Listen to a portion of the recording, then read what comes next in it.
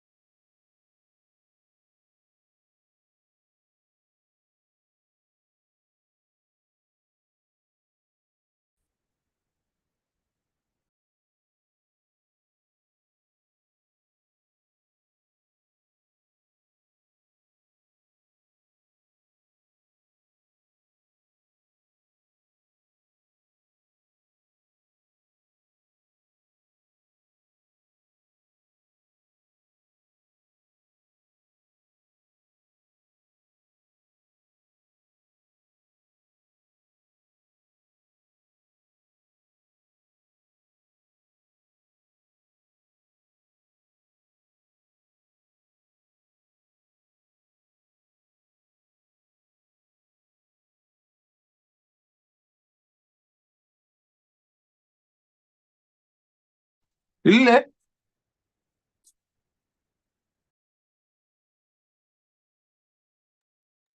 Students, am I audible to you all?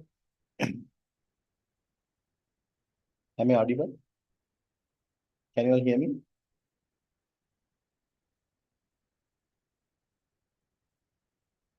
Right, fine.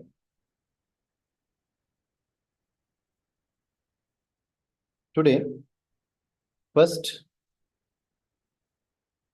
let's discuss with standard points or standard based questions. I'll tell you what sort of questions possible in terms of standards, because if you take audit paper, there are certain areas where easily students can pass, easily students can score full marks, right? If you take audit risk, standard knowledge is important, accounting standard knowledge, judgment matters, assertion knowledge. So you're applying more your judgment there. If you take ethics, again, there are a lot of technical things, ethical standard board guidelines. So there are more judgmental oriented answers. Test of controls, to some extent, yes, judgment oriented answers. But just by heart and rewrite as it is. Then I can say, students who thinks that audit paper is a theory paper, right?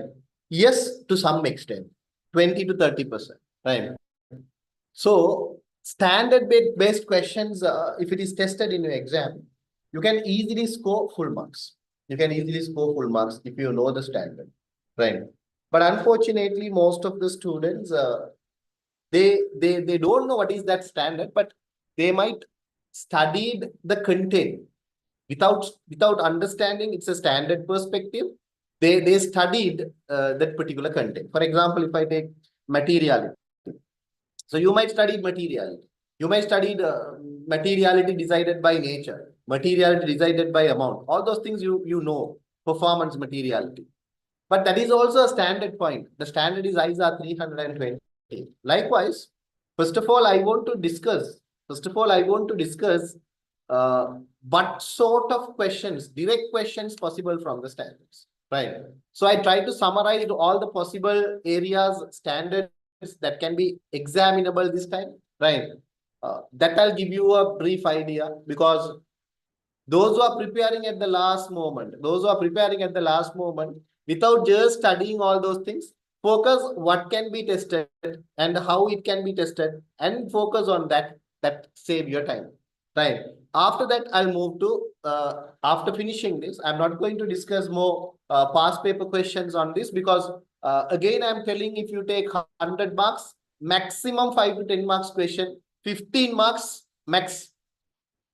15 marks max, right? So maximum 15 marks possible, right? If you are really lucky, you will get 15 marks worth of questions on standards.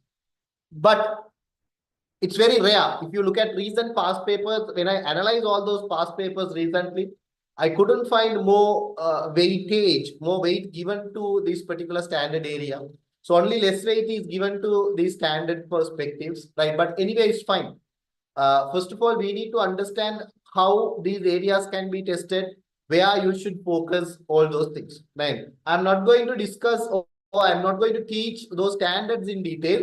I just roughly put a framework. Okay, these are things that you should focus, right? See, in my class, I told you all the examinable points and examinable questions for every chapter, how this can be tested in the exam, everything I discussed. But now what I'm doing is what can be tested in your immediate exam. That is what I'm doing though. So what we did in the class, what we are doing now is something different. In the class, 100% the perspective is covered.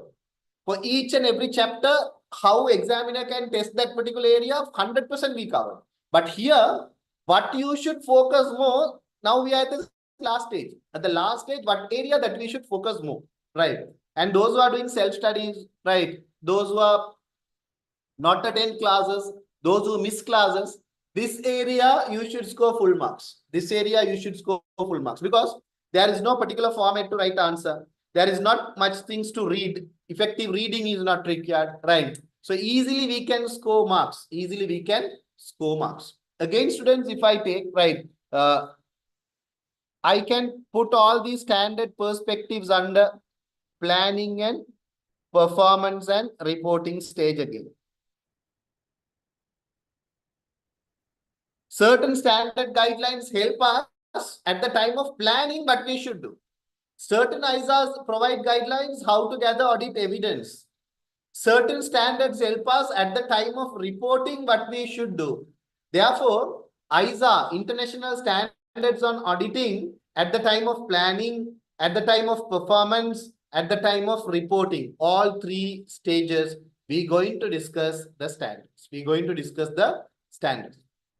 So first I'll take ISA 240. Can anyone remember what is the standard ISA 240? Any students? What is ISA 240? Is there anyone who can remember what is the standard ISA 240? What is ISA 240, students?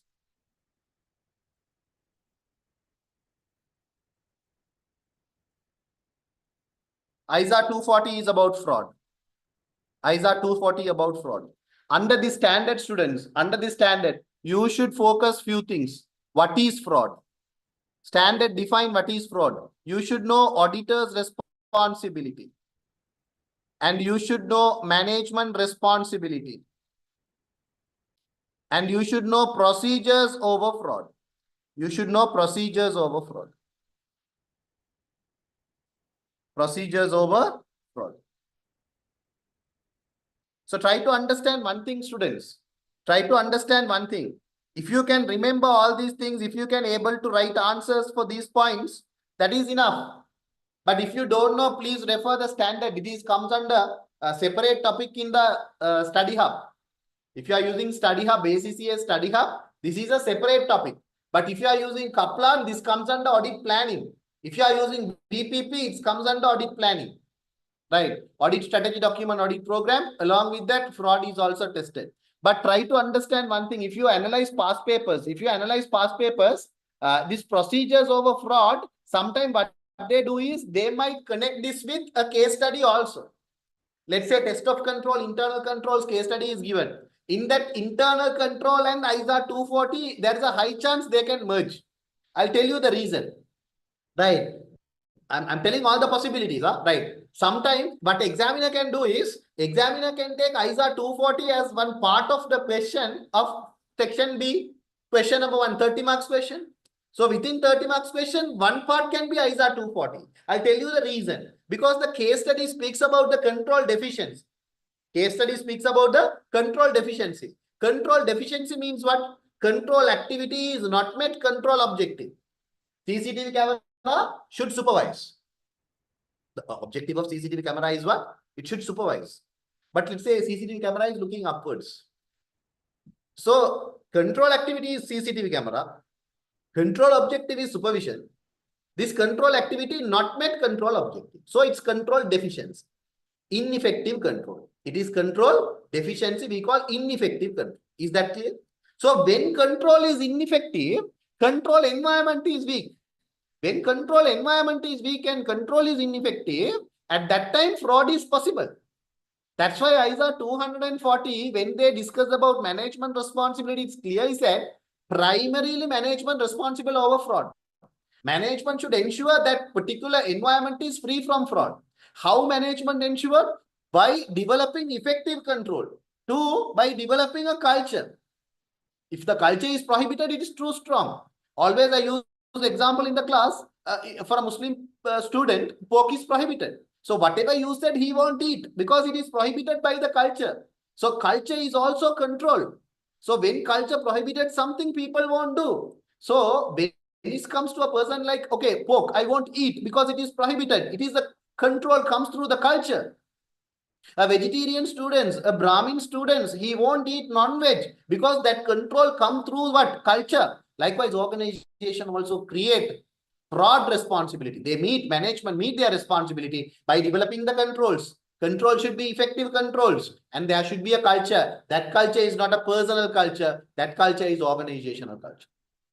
That culture is organizational culture. Therefore, students, I'm trying to explain one thing to you all.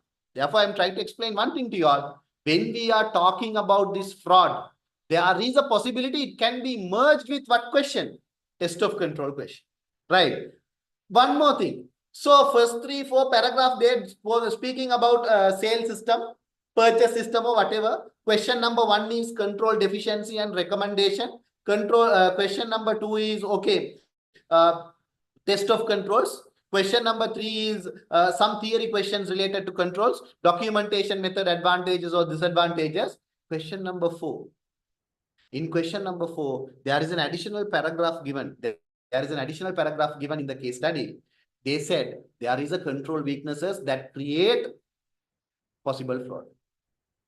There was a fraud taken place. Concentrate. There is a fraud taken place. One scenario. There is a possibility of fraud because finance director is suspecting fraud. 2 types of case studies are tested in the exam. One case study, they said fraud is taken place. Another case study, they said, I'm talking about the papers. I'm not talking about the theory. Talking theory, we did already. Now I'm talking 100% paper. Right. For last 20 years papers, if you have complete exposure, what I am telling, you can able to agree. Right. So I'm talking based on the past paper analysis, right? So if you look at the case studies related to this particular ISA 240, there is a high chance that can be tested along with what question? Test of control question. And that case study also, let's say one paragraph is given to discuss about the fraud in the question. There are that paragraph, that case study, 2 types in the past paper. One is already fraud is identified. Already fraud is detected. So confirmed fraud. Number 2, suspected fraud. Therefore, when they asking about the procedures over suspected fraud, procedures over confirmed fraud, you should prepare for this. Is that clear, students? And try to understand this particular standard can test along with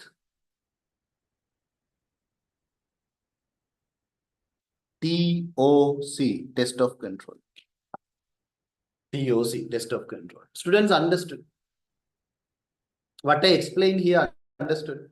So when they are talking about fraud, this is the maximum possible questions from the past. These are the maximum possible questions from the past. Out of this, they won't ask any. Only difficult thing is what? Suspected fraud, what is the procedure? Confirmed fraud, what is the procedure? prepared for that. 100% I covered in my material, it's there. Is that clear? Understood? Students understood? Students understood?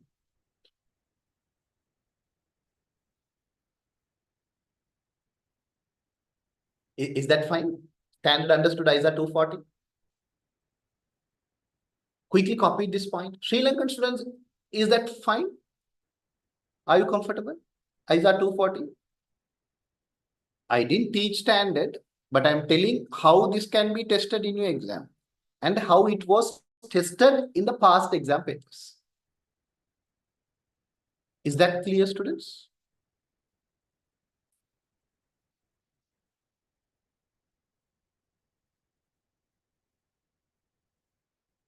Quickly copy this point.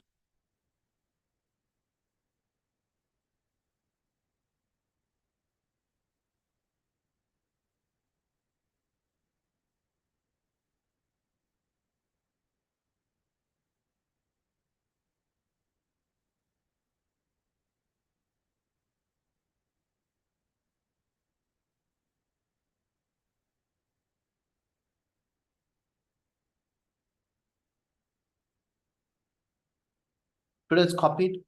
Okay. I'll ask this question from both Sri Lankan and Indian students. Simple. Do you want me to finish entire standard questions first? Entire standards? How each and every standard can be tested in the exam? Or shall we move to some other topics? What you prefer? Do you want me to explain how all these standards can be tested in the exams?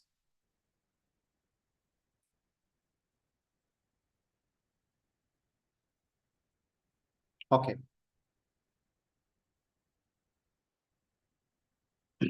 Copy this quick.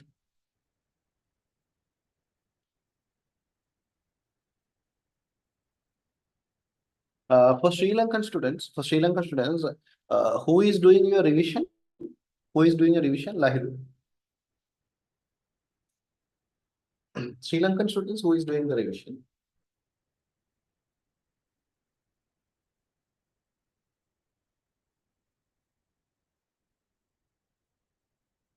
The ASEAN, fine. Okay. Okay, fine. So, right. I think they added me also to the group, right? If you need additional help or if you need any questions to practice, anything, let me know, right? We can do that. We can do that, right? So if you have anything in your mind, right, communicate. We all are here, right? Ultimate objective, we should make you all pass. Okay. So let's do questions and normally like I'll be here at PP. I mean, right. So if you have any questions, you can come and we can sit and we can discuss. We can sort it out. And also Zoom sessions also we can put to help you all to clarify your doubts. I'm always advising students, right? Don't rectify your doubt by your own, right? Because what you think is a minimum capacity. There's a capacity. So if you have a doubt, talk to the lecturer. Whatever the lecturers, please talk to the lecturer and rectify.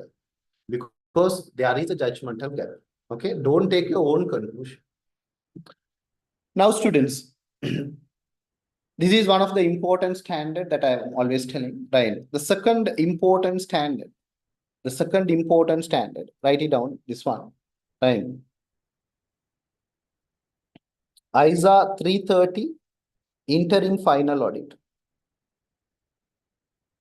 Interim final audit. Interim final audit. Yes, see students, this interim and final audit is also can be tested in your exam as a theory question. They might test the standard separately, right? But when they are taking the standard student, there is a high chance this can be tested along with audit risk. Because risk assessment comes under interim audit. Normally risk assessment when we do at the time of interim audit. So what I'm trying to tell you is there is a possibility this standard can be tested along with audit risk question. I told you question number 2 in section B, they tested for 20 marks. Sometime if they ask 5 audit risk, marks is 10. 6 audit risk, marks is 12. 7 audit risk, marks is 14. 8 audit risk, marks is 16. Maximum 8 audit risk. Right, 16 marks. Balance 4, either I's are 330 or I's are 320. That balance 4 marks. That balance 4 marks, they discussed about either interim or final audit or materiality. I's are 320, materiality. They might discuss about interim final audit or they discussed about I's are 320 possible. Under interim final audit, first of all, you should know the difference. First of all, you should know the difference. What is interim audit and what is final audit? How interim audit differ from final audit, right? Second one, procedures. If you are looking at these procedures, students, at the time of interim audit, what you do, at the time of final audit, what you do. And the third one, how interim audit support final audit. How interim audit support final audit. These are the 3 questions directly tested in the past paper. Right. You won't get a question beyond this. You won't get the question beyond this. Maximum question is this is the one. Right. Interim and final audit. This can be tested along with what? Audit risk question. This can be tested along with what? Audit risk question. And under materiality, students, they might ask what is materiality? They might ask determination of materiality. What is determination? How to determine materiality, students? Indians, how are you going to determine materiality? Can you tell me? Exactly, by amount and by nature. By amount and by nature. That's why I told, if you take 5 rupee from out of your father's pocket, some fathers might not react. Because for your father, 5 rupee is insignificant. Because at that time, your father is deciding that materiality by amount or by size. But some fathers, even though you take 5 rupee, they will react. That people reacting by looking at nature because it's a kind of a theft. Without telling, inform your father, if you take 1 rupee also, he will react. 1000 rupee also, he will react. His decision is not based on amount. His decision is by looking at the nature. What is the nature? Without telling, if you take, I will react. You got my point. Therefore, like your father, auditors also same. Some auditors will react when the amount is big. Some instances. Some people will react when the nature is too serious. For example, I'll tell you, related party transaction IAS 24. 1 rupee related party also material. 1 million rupee related party also material, because related party is risky by nature. Right. So that can be tested. When you are explaining the students, try to explain with examples I gave you. By nature examples I gave you. Size also I gave you. Size is given by the standard. 1 to 2%, half to 1%, and 5 to 10%. That is fine. But when it comes to nature, related party transaction is material by nature. Financial instruments material by nature. Non-compliance is material by nature. All these are goodwill. Right. IFRS 3 business combination revised goodwill. How to calculate goodwill? Parent consideration paid plus NCI, fair value NCI plus total consideration minus net assets of subsidiary at acquisition date is equals to goodwill minus goodwill impairment. So all these things, that goodwill amount is material by nature. Is material by the nature. Is that clear? And also, students, one more thing I want to discuss with you all. This materiality can be tested. They will give you a scenario along with audit risk. I told you, no, audit risk, they will give a scenario. In that scenario, they might discuss about misstatements. Yesterday, we discussed audit risk. We discussed 2 types of misstatement. One is, yesterday I forgot to tell that. Right. There are 2 types of misstatements possible in the this one. You know, risk of material misstatement and all we discussed, right? One is possible misstatement. 2 is confirmed misstatement. Research cost capitalized. It is confirmed misstatement. Non-compliance with IAS 38. Possible misstatement. Management revise useful life of the asset. It is a possible mistake because it is permitted and allowed. But there is a possibility of misstatement. So, in the scenario, they might give misstatement and they ask you to calculate materiality. Then ask you to what? Calculate what? Materiality. You should have ability to assess whether that misstatement is material or not. For example, right, those who don't know how to calculate and assess materiality, I'll tell you. First, identify the misstatement. Let's say research cost 500 capitalized. Research cost 500, what happened? Capitalized. And they gave PBT, profit before tax, 2,500. They gave PBT for the period end, profit before tax period end, 2,500.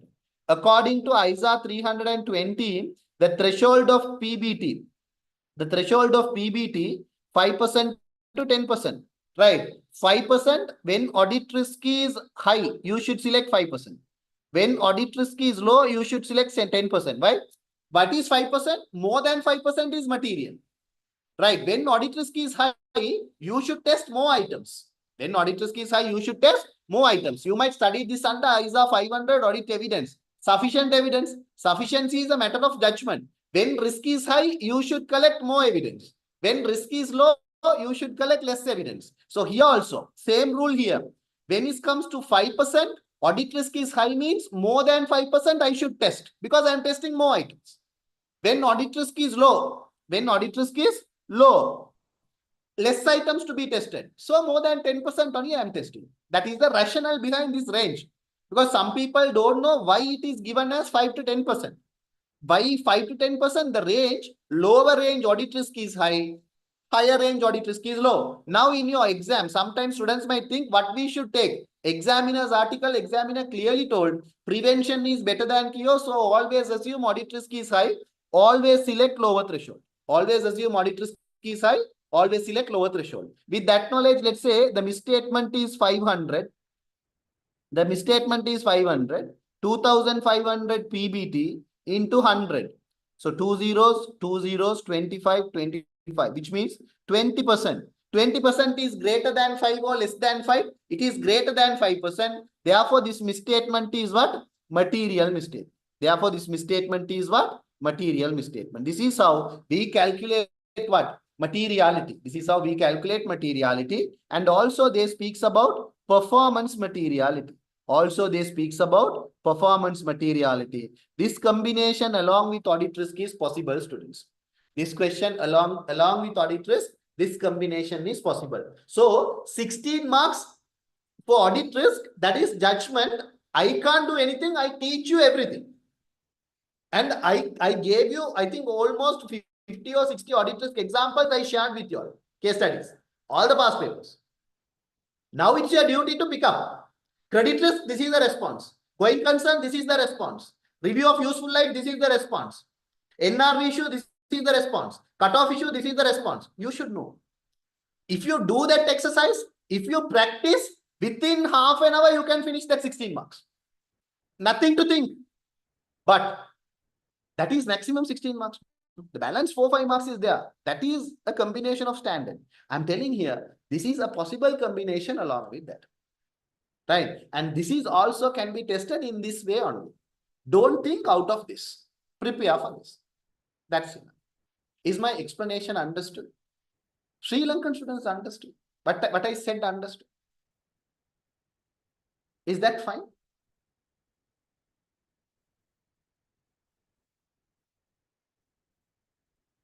Is that fine, students? Quickly copy this point. Quickly copy this point.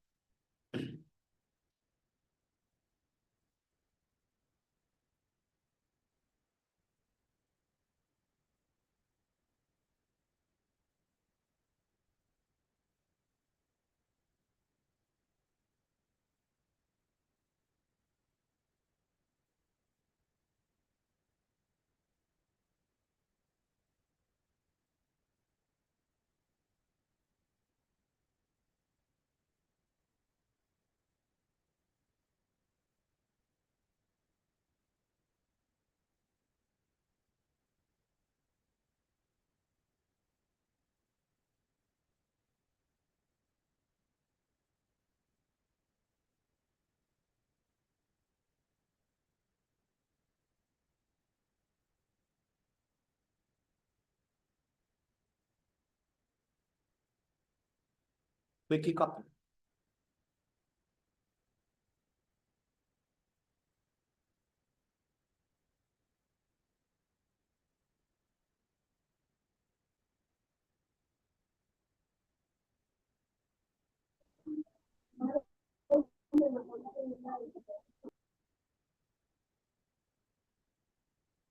If you have any questions, please ask.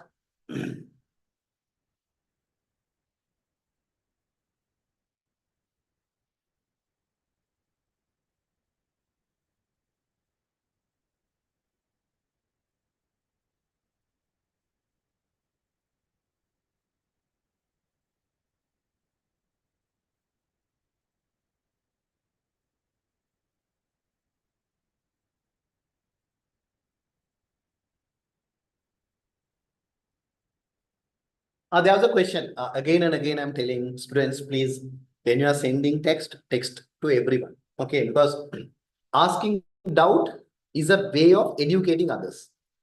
Right? Because when you ask one doubt, someone else, if they can see that doubt, right? It's a way of adding something to their knowledge. Therefore, hereafter, when you are sending questions, sending doubts, please send it to everyone. Please send it to everyone. Sri Lankan students also, when you're asking doubts, don't send me personal text, right? Don't send me personal text. Send in the group, because that will helpful for others also. Sir, if the audit risk is given for 16 marks, balance 4 marks only related to audit risk standard or any other related questions may ask in the exam. Anything can be asked in the exam, but there's a high chance it is related to these two or any standards can be possible. That composition can change. You can't say like, okay, only these two standards can be tested with audit risk. I'm telling these two are highly correlated. Any other standards also possible. But I'm trying to cover all these standards because at the last moment, if I pitch standards to you all, it's very easy for you to prepare, right? So it's very easy to prepare because some students, they are not studying these things in the form of standards. They are studying, these are kind of a chapters. Interim audit is a separate chapter, final materiality is a separate chapter.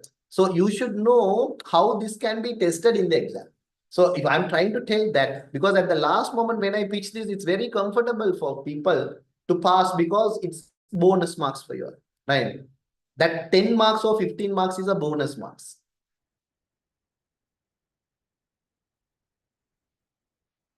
Right. Copy, done.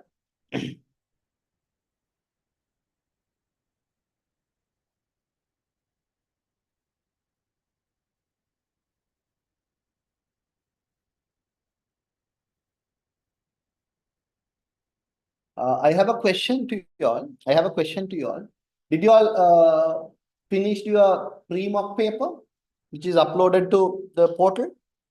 Did you all finish your pre-mock paper? Pre-mock, ACCS pre-mock paper? No. Okay.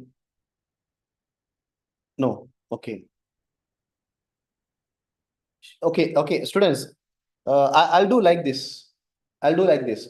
Sri Lanka students, do you want to join uh, my normal revision class online? Right. So every Tuesdays and Thursdays, I'm doing a session for Indian students, a kind of a revision, only practicing questions, right? So those who are in this class, right, if you can able to join, that is only online, right? So I can discuss that particular pre-mock paper there. I'll discuss that pre-mock paper there because if you didn't prepare, if you didn't do those papers, right, and like if I'm keep on discussing the answers, that won't add value. That won't add value. Therefore, please try to, okay, I'll share those information in the group, right? Don't worry. We are not teaching anything, right? Even Zian is doing questions. I'm also doing questions, right? Lahir also doing questions. So all are doing the questions only. So it would be more advantage to you all uh, when you are preparing. It's very comfortable, right? Fine. Now, students, let's move to the third combination. Now, let's move to the third combination, right?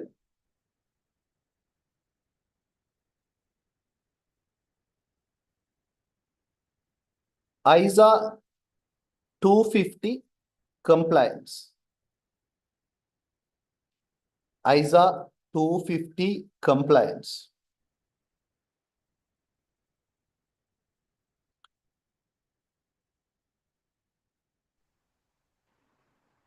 ISA 220 quality control. Yeah. 220. Ramesh. Ramesh.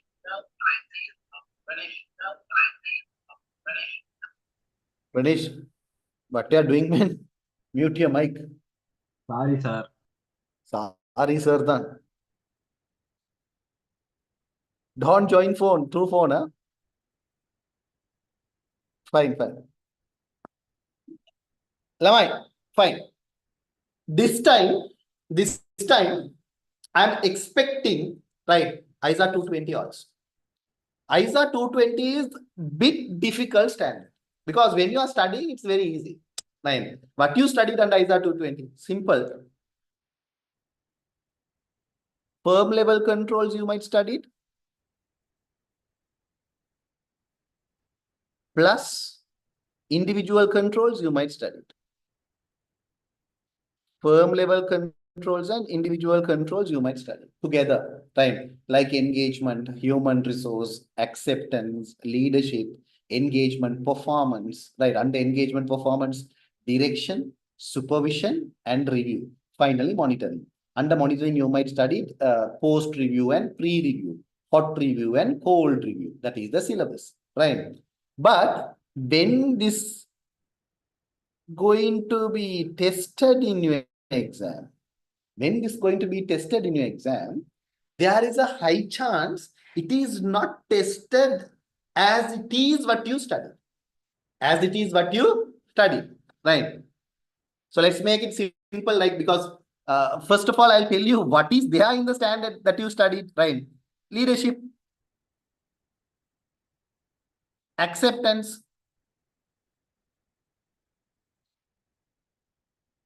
ethics, human resource, engagement, performance.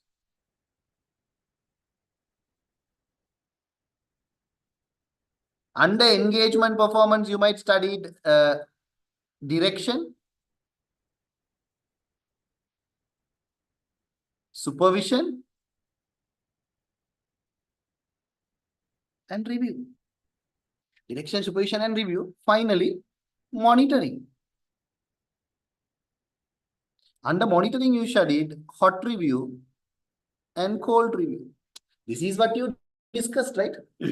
This is what you discussed. You might study this in your class theory, right? But the thing is, this standard will not be tested as it is.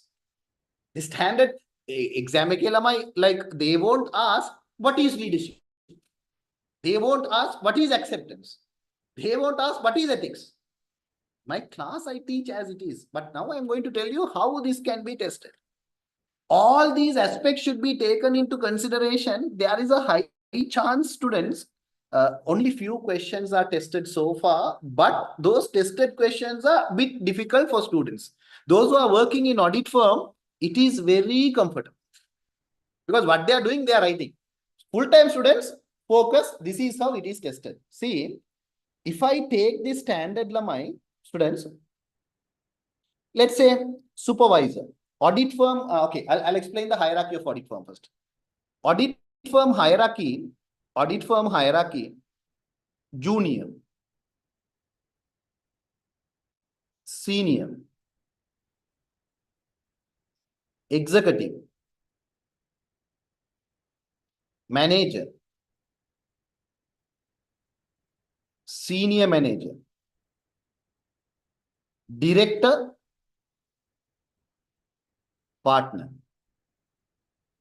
After that, you can say engagement, quality control reviewer also. After the partner, partner's work is reviewed by another partner who is independent and competent. That person we call engagement, quality control reviewer, or else we can say independent review partner. That we discussed in ethics. I'll teach you that in a while. Okay, let's keep ethics aside. Okay, we'll finish it off the standard. After that, we'll move to ethics, right? Because why I prioritize this, I'll somehow try to make a student pass. Those who are trying to score 45 marks, 40 marks, this will push them to 50. Because keep on we are meeting, right? Again, next Thursday we are meeting, next Tuesday we are meeting, next Thursday we are meeting. So when we are meeting, we are doing only case studies again and again. So, but we are skipping this area. So at the last moment, I want to touch this also. So then it's comfortable for you all. See, students, here, the question is look like how a senior ensure quality of junior. how an executive ensure quality from the senior. This is how the question look like. So examiner is asking questions in the past paper. You are an audit senior. Now you are reviewing the work of audit junior. Right. What quality measures you follow? What quality measures you follow? Then you should apply all these quality framework, firm level quality control, individual quality control, and ensure what you're going to do for that particular junior. When you are writing these answers, students, there is a high chance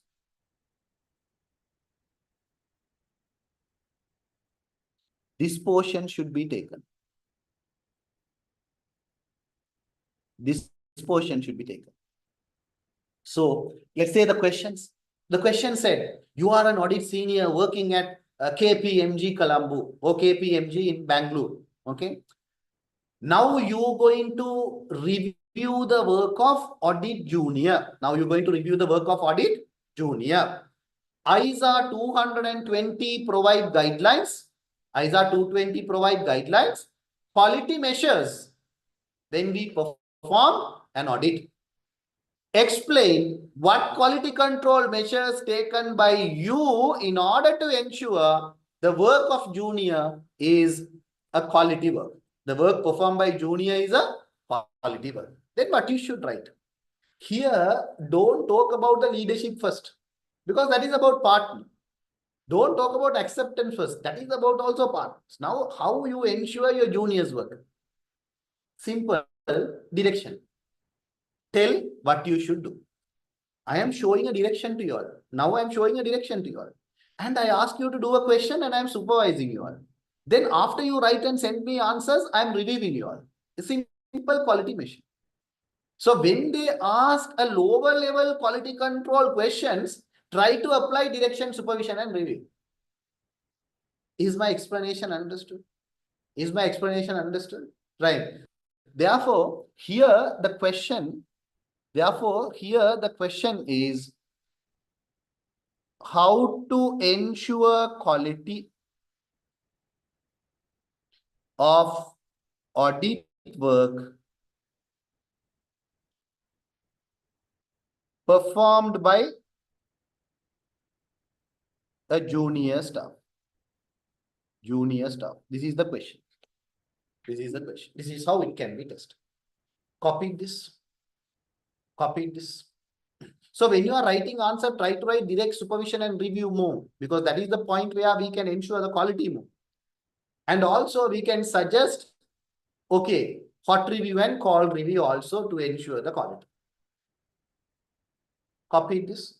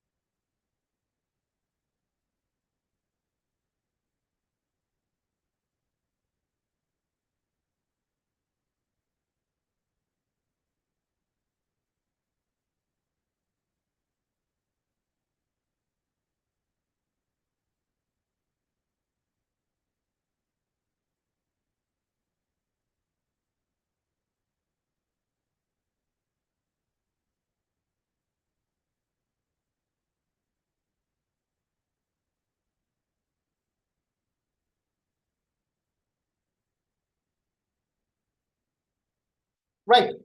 Now students, if you get a question over quality control, and if that question is definitely someone at higher position, how he should ensure the quality of the work performed by a lower position. It can be manager and executive. It can be executive and senior. It can be senior and junior. It can be director and senior manager. But mostly, it should be senior to junior. I'll tell you the rationale. Juniors, the work content is very high. But directors and all, the work content is very low. The work content is very low. But they are very competent. Let's say the lecturing, right? When you start a lecture, right, in your career, you try to search everything and you are trying to learn everything. You spend lot of time, you put maximum effort to prepare, right? But after some time, the utility theory only. Once you expertise, Kaplan, not required. Past paper, not required. Answer, not required. Everything, you become an expert. It's very simplified for you. You understood what I'm saying? That's the development. That's the development. So it is very comfortable and no need to review more a competent person. That's why in the exam they are giving, rather than ensure quality of the director's work, you should ensure the quality of juniors work. Because they are the point where the quality risk is high. When it comes to senior manager, director, partner, quality risk is very low because they are competent. Quality risk is very low because they are competent. You understood what I'm telling. Therefore, there is a high chance it works like this. There's a high chance it goes like this.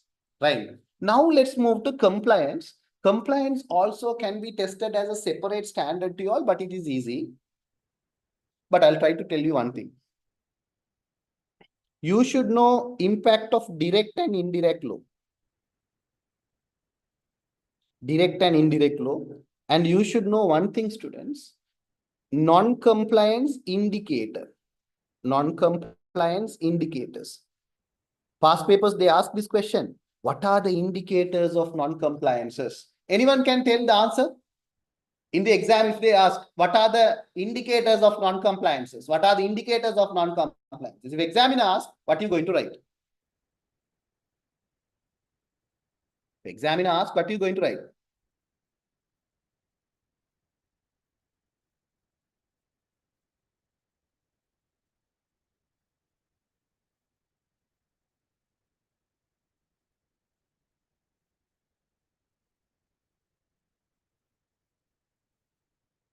My question, you are doing exam. In your exam, there was a question for 5 marks. Explain the indicators of non-compliances. Explain the indicators of non-compliances. It's a standard question. What answer are you going to write? What answer are you going to write?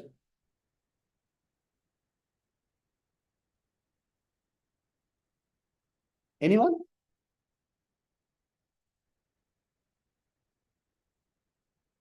Indian students.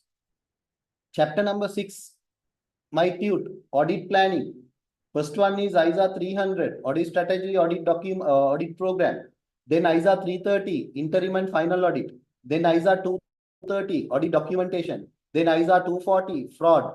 Then ISA 250, compliance. Under that, fourth paragraph, fourth topic, subtopic. The fourth topic is, subtopic is non-compliance indicators. Go and check. So, non-compliance indicators, number 1, fine.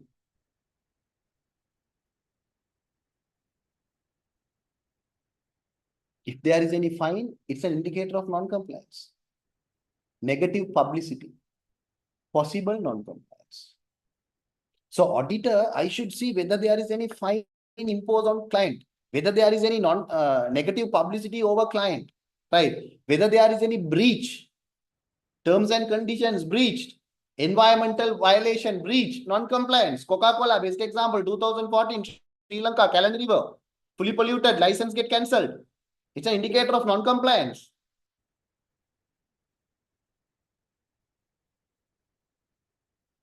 Right. Very good. Tax evasion. non-compliance.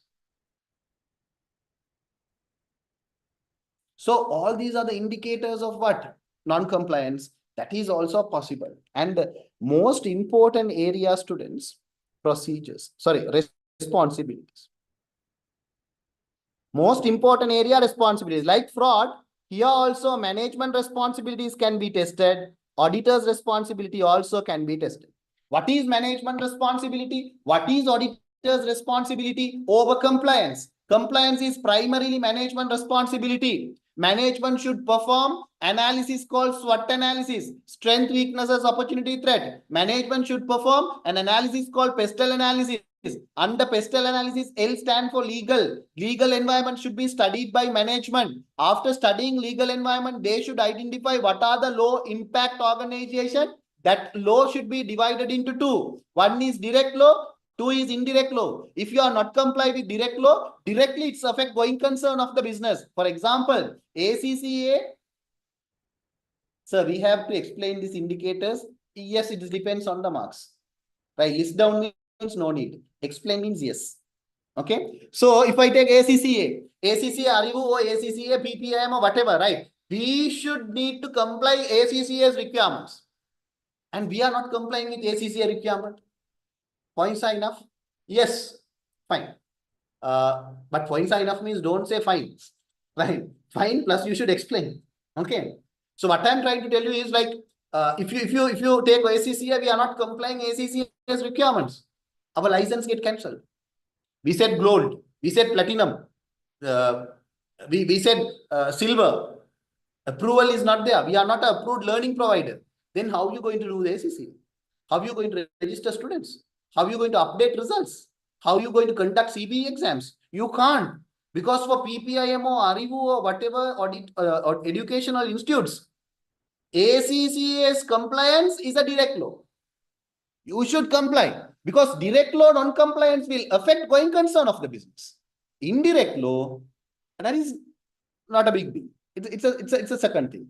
It's a second thing. For example, let's say we are doing branding and all, advertisements and all. Sometime environmental might get polluted, right? So that is do not affect primarily. I can say that is indirect law. So auditor, management should ensure all the direct laws are complied. How they ensure? They should have a clear policies and procedures and internal controls to ensure full compliance. And they transfer that particular work to internal audit department. That's why internal audit department, you might study their assignments. One of their assignments is compliance audit. Then what auditor should do? Auditor should ensure whether this particular compliance is made or not. Right. And there is no material misstatement into financial statement due to non-compliance. That you should check. How auditor check that? Simply procedures. Procedures also in the past papers, breach of law. I can say non-compliance. I can say non-compliance. There is a scenario, okay, we breach that particular issue, right? Health and safety rule is breached. Non-compliance is made. Then what you should do? Second one, possible non-compliance. Indicators are there. It is not mean by non-compliance. That is not a non-compliance, but there is a possibility of non-compliance. Then how are you going to tackle? So procedures over non-compliance, procedures over possible non-compliance. These are the two possible questions when it comes to procedures in your past papers. So you should focus on that. I'm telling one thing. Okay, Arivu, right? They are not comply with ACCA's requirement. So their license get cancelled. Write down procedure. This is non-compliance. Possible non-compliance. Okay, ACCA, right? They put fine. Or they put there's a negative publicity that Arivu or PPIM is not complying. Those are possible indicators. They are talking about indicators. That is we call possible non-compliance. In such situation, how are you going to perform procedure? In such situation, how are you going to perform procedure? And also, there was a technical article. Please read in ACCA's website. It is there. It is about NOCLA. Did anyone heard about this NOCLA? Anyone heard about NOCLA? Online student, Indian students, NOCLA?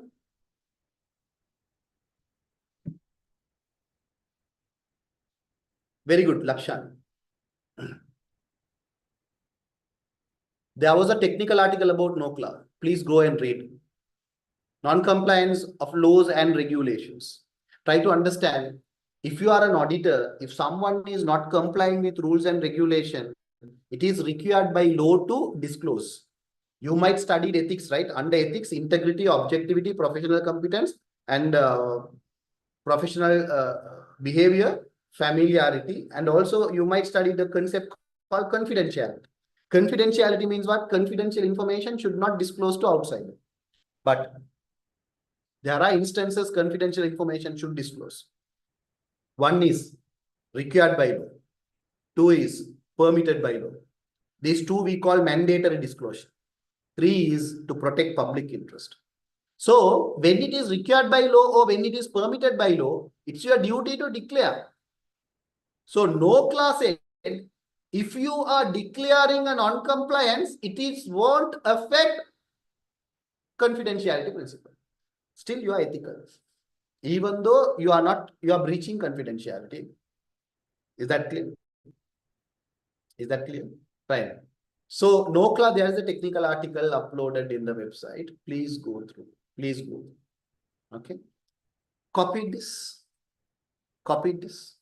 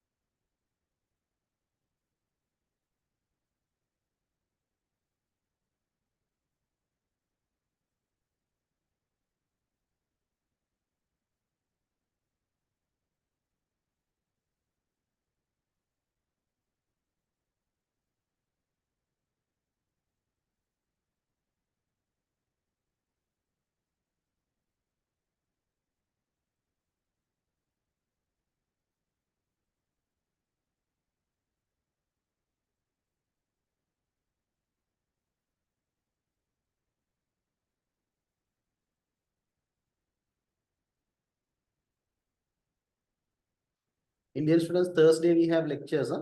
Right, from 4 to 7:30. Right. Case study, section A questions I'll do. Okay. Section A type of questions, MCQs. Right. I shared a material. So I finished that portions by Thursday.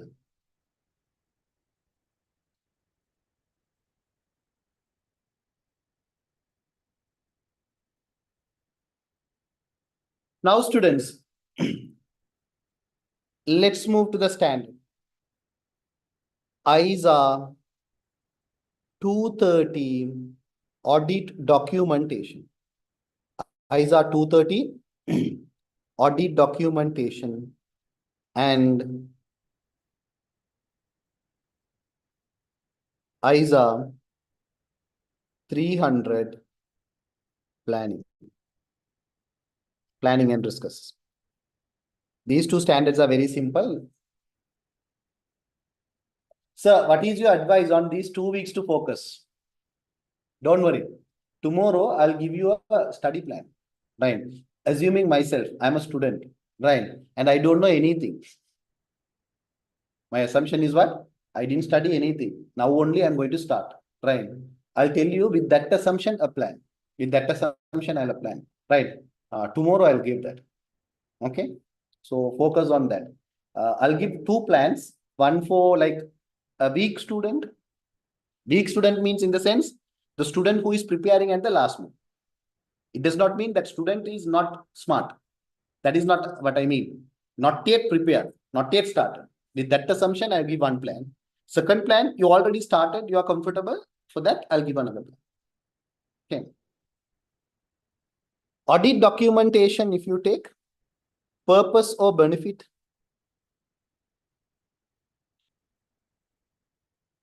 Especially working papers, they might ask.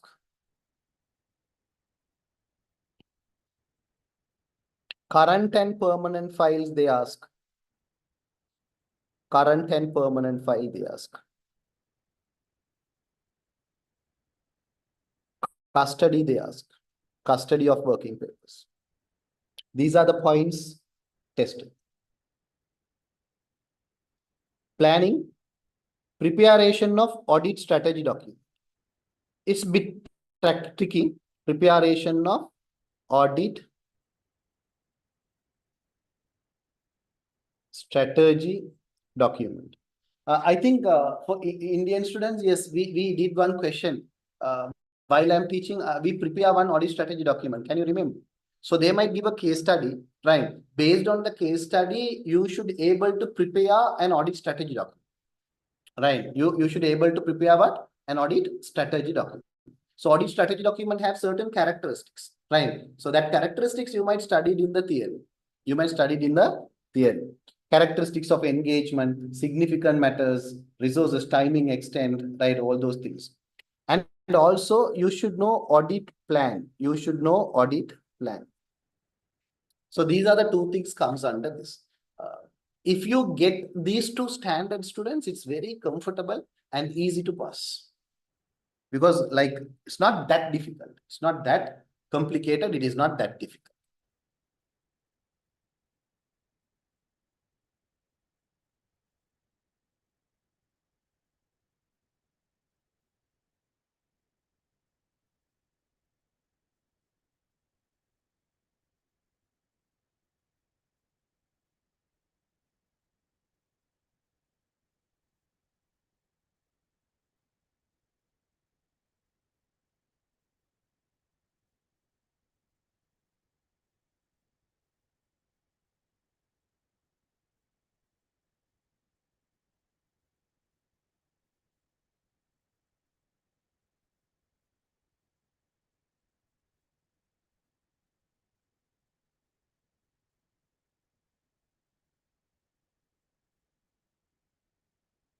Sir, can you do once again, strategy document is more important for better understanding. No problem. Thursday we'll do one question. Preparation of audit strategy document, we'll do one question, no problem.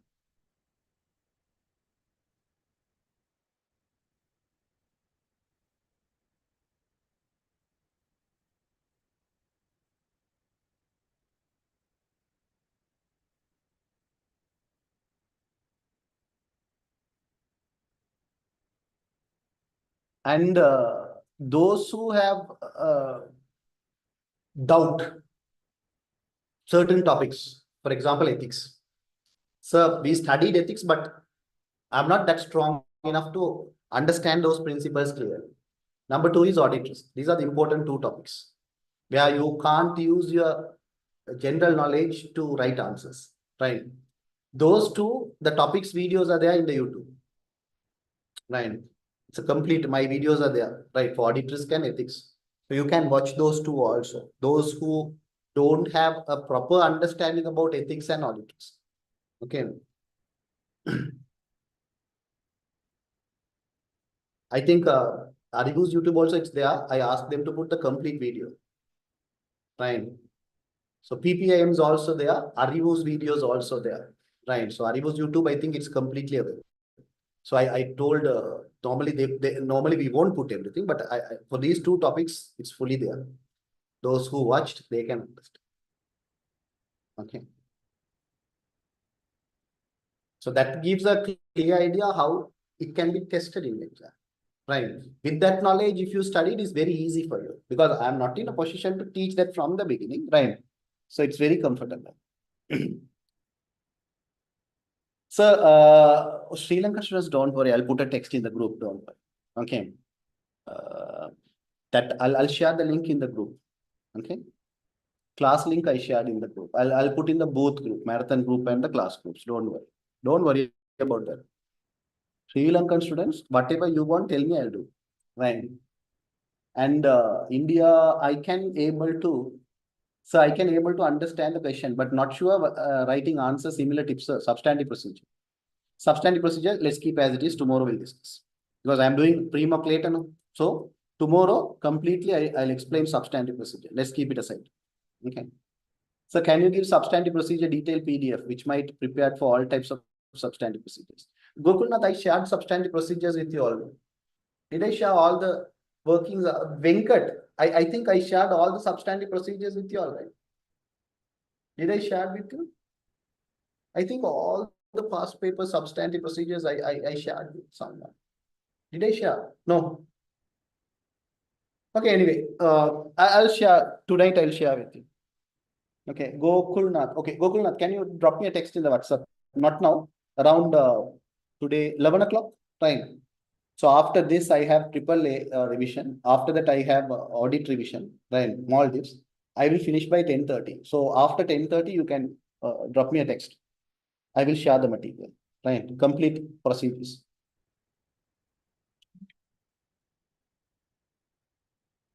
Next one.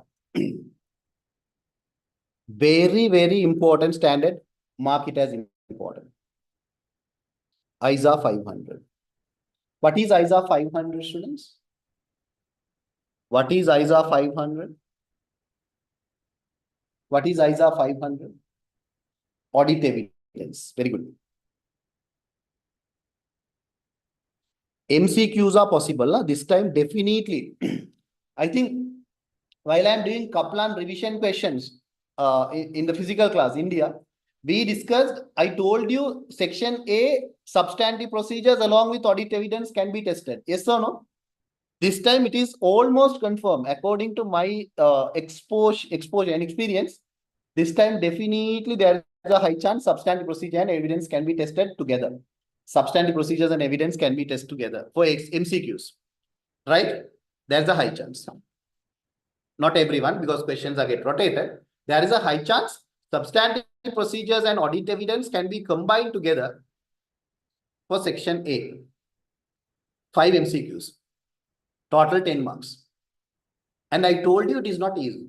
And I think I discussed one question, one or two questions we discussed MCQs, how to tackle with these evidence and all. 9. Redo that question, no? Redo that question, especially for section A, right? And section B also, students, you should know apply judgment over sufficient and appropriate evidence. Sufficient and appropriate evidence. See, what I'm trying to tell you is, I think, can you remember a simple class activity I gave to you all in India, where that finance director confirm cash balance orally. Finance director confirm cash balance orally. And I ask you to write down whether it is sufficient and appropriate or not. Right. So likewise, they might ask you whether the given evidence is sufficient, whether the given evidence is appropriate. So sufficiency and appropriateness is the matter. Appropriateness is what? Relevant and reliable. That you should know. Right? Next one, experts. Experts. They might ask management experts work and they might ask auditors experts work.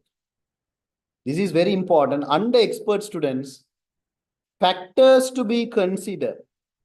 This is the mostly tested past paper question, right? Factors to be considered before relying experts work. Before relying experts work. And also there was a past paper question. How to assess expert work? How to assess experts work? These are the questions possible from ISA 500. There are questions possible from ISA 500. And ISA 620, reliance of internal audit. Reliance of what audit? Internal audit. How to rely on internal audit? How to rely on internal audit? Reliance of internal audit. So when I'm talking about reliance of internal audit, right? Factors to be considered. Factors to be considered before relying internal auditor. That is commonly tested question. But there was another question where students didn't understand these questions much, right? Because in the past papers, this question was asked several times, right? And when I discuss with my students, previous batches and all, right? They confuse between the factors to be considered and the second question. The second question is how to assess effectiveness. How to assess effectiveness of internal audit function. Give me an answer for this question, right? How are you going to assess effectiveness of internal audit function? How to assess effectiveness of internal audit function? All these things are there, huh? Under the topic of internal audit, it comes, and also under the topic of audit evidence, it comes. How are you going to assess the effectiveness in internal audit? Simple question. What is the answer that you're going to give for this? What is the answer that you're going to give for this? Anyone? How to assess effectiveness of internal audit function?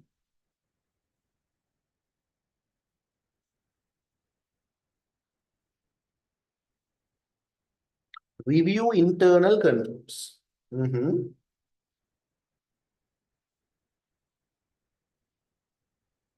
Shall I tell you?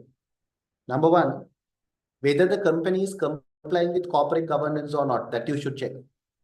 If the company is complying with corporate governance, internal auditors are reports to audit committee. If the company is not complying with corporate governance, internal auditors are reports to management. If the internal auditors are reports to management, that function is not effective. If internal auditors are reports to audit committee, that function is effective. That is one way. Another way, you should assess the qualification of internal auditors, because external auditor, as per the Companies Act, it is mandatory to be a qualified person, right? If you are studying Kaplan material or BPP material, chapter number 2, rules and regulation is the topic, right? If you are using Study Hub, external auditor, that is the topic. So what I am trying to tell you is, external auditor need to be a qualified person. He should be a member of CEA, he should be a member of CIMA, he should be a member of ACCA. But internal auditors are not like that. Internal auditors should not need to be a member, no need to be a qualified person. That requirement was not there. So you can be an internal auditor without having any qualification. But when you are assessing the effectiveness of internal audit function, you should check the qualification of that particular individual, chief internal auditor, whether that person CII or CIO, right? Chief internal auditor, right? CIA, sorry. Chief internal auditor should be a qualified person. If he is a qualified member and the team is qualified people, that is effective. If the team is not qualified, that is ineffective. Third one, whether the level of independence within the company, that is we call the culture. Sometimes, see, internal auditors are treated as employees and their independence is restricted. When their independence is restricted, function is not effective. When independence is not restricted, function is not independent. Function is independent.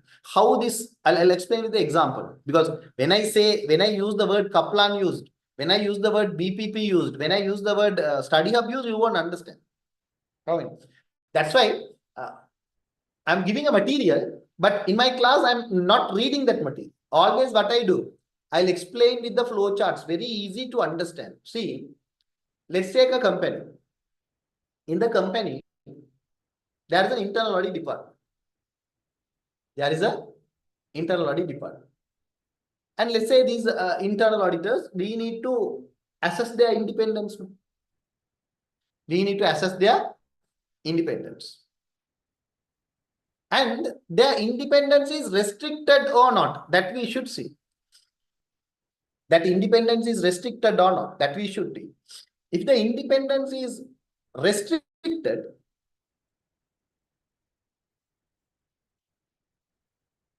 function is ineffective. If the independence is not restricted, function is independent. When it's get restricted, how you can restrict internal auditors work? Simple. You put internal audit department within finance department. At any organization, within the finance department, internal audit department is also there. Normally, finance and payroll work together. Only finance department, within that also payroll is there. Finance and treasury is work together.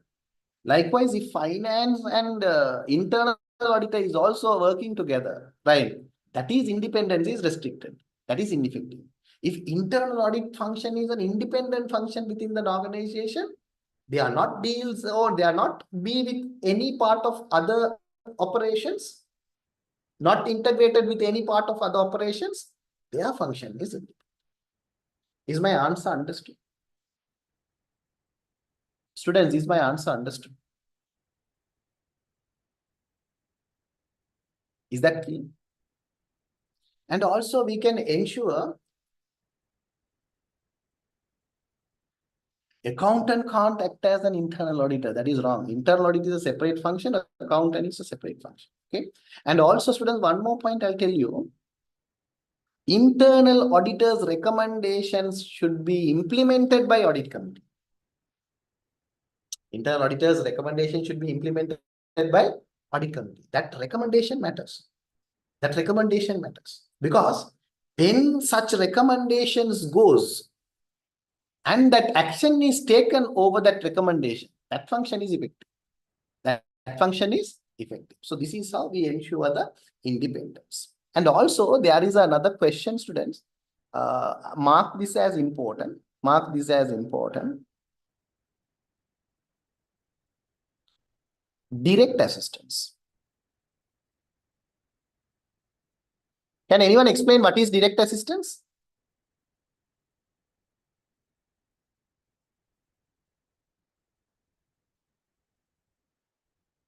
So any department should not integrated with other departments. Should be integrated with other departments. Sales and marketing should be integrated. Payroll and HR should be integrated. Accounting and finance and treasury should be integrated. But internal audit should not be integrated. Because internal audit is an independent function. Internal audit is an independent function. Is that clear, Suren? Because when other departments are integrated, they will create a synergy. Internal audit should not be integrated. That's what I'm trying to tell you. Okay. It's like this. Suren, you can go for a lunch with one of your friend in the class. That gives a synergy because one portion you guys can buy in India and you can share both, right? Cost effective. But I should not go with you. Reason that affect independence. If I am taking the paper and if I am correcting the paper, right? ACCA assume like that. I should keep myself as independent. That is very important. So internal auditor, you can't play that role. Okay. Other functions, yes. Second one, direct assistant. Direct assistant means, students, I think you might study it. External auditors' main problem is KOB. What is KOB? External auditors' main problem is KOB. What is KOB? Knowledge of the business. They are external parties. Think in 2009, I done with my A-levels, right? And 2011, I am joining with EY. While in the university, first 2 years I was in the university, third year onwards, I am joining with EY. The first client is Sri Lankan Airlines. Once I reach Sri Lankan, knowledge is zero. I don't know anything about Sri Lankan. But after some time, the knowledge of the business is increased. But what I'm trying to tell you is, as auditors, practically think, we all are outsiders. Industry knowledge, organization knowledge is very limited. Industry knowledge and organization knowledge is very much limited. Therefore, what we do is, sometime external auditor might think we should use internal auditors to gather evidence. Let's say external audit team is 10 people. All these 10 people's knowledge of the business is very low. So what we decide is, okay, fine. Let's take internal auditors to our team. Let's take internal auditors to our team. They become external auditors team members for a short period of time. And they support us to gather what? Audit evidence. So direct assistance is very risky. Why? We are taking internal auditors to do external audit work. They become the part of auditing. And quality control is implemented by external audit team to that internal audit members. And also those people should report to whom? External audit team, not for management. So that is what we call direct assistance. There are situations where ISA 620 prohibited to perform direct assistance. ISA 620 is prohibiting certain situations that you can't do, certain areas you can't do direct assistance. Number one is judgmental area. Number two is fraudulent area. Number three is high risky area. Number four is highly subjective areas. All these areas, it is not permitted us to use direct assistance. It is not permitted us to use what? Direct assistance. Is my explanation understood? These two standards clear? These two standards clear, students? Understood? Students understood?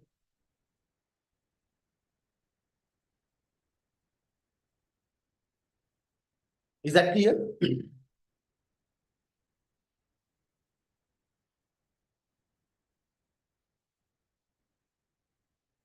Quickly copy. I'll try to cover all the standards, right? Try to cover every standards, right? Then those who are preparing now, it will give you a clear idea what area you should focus.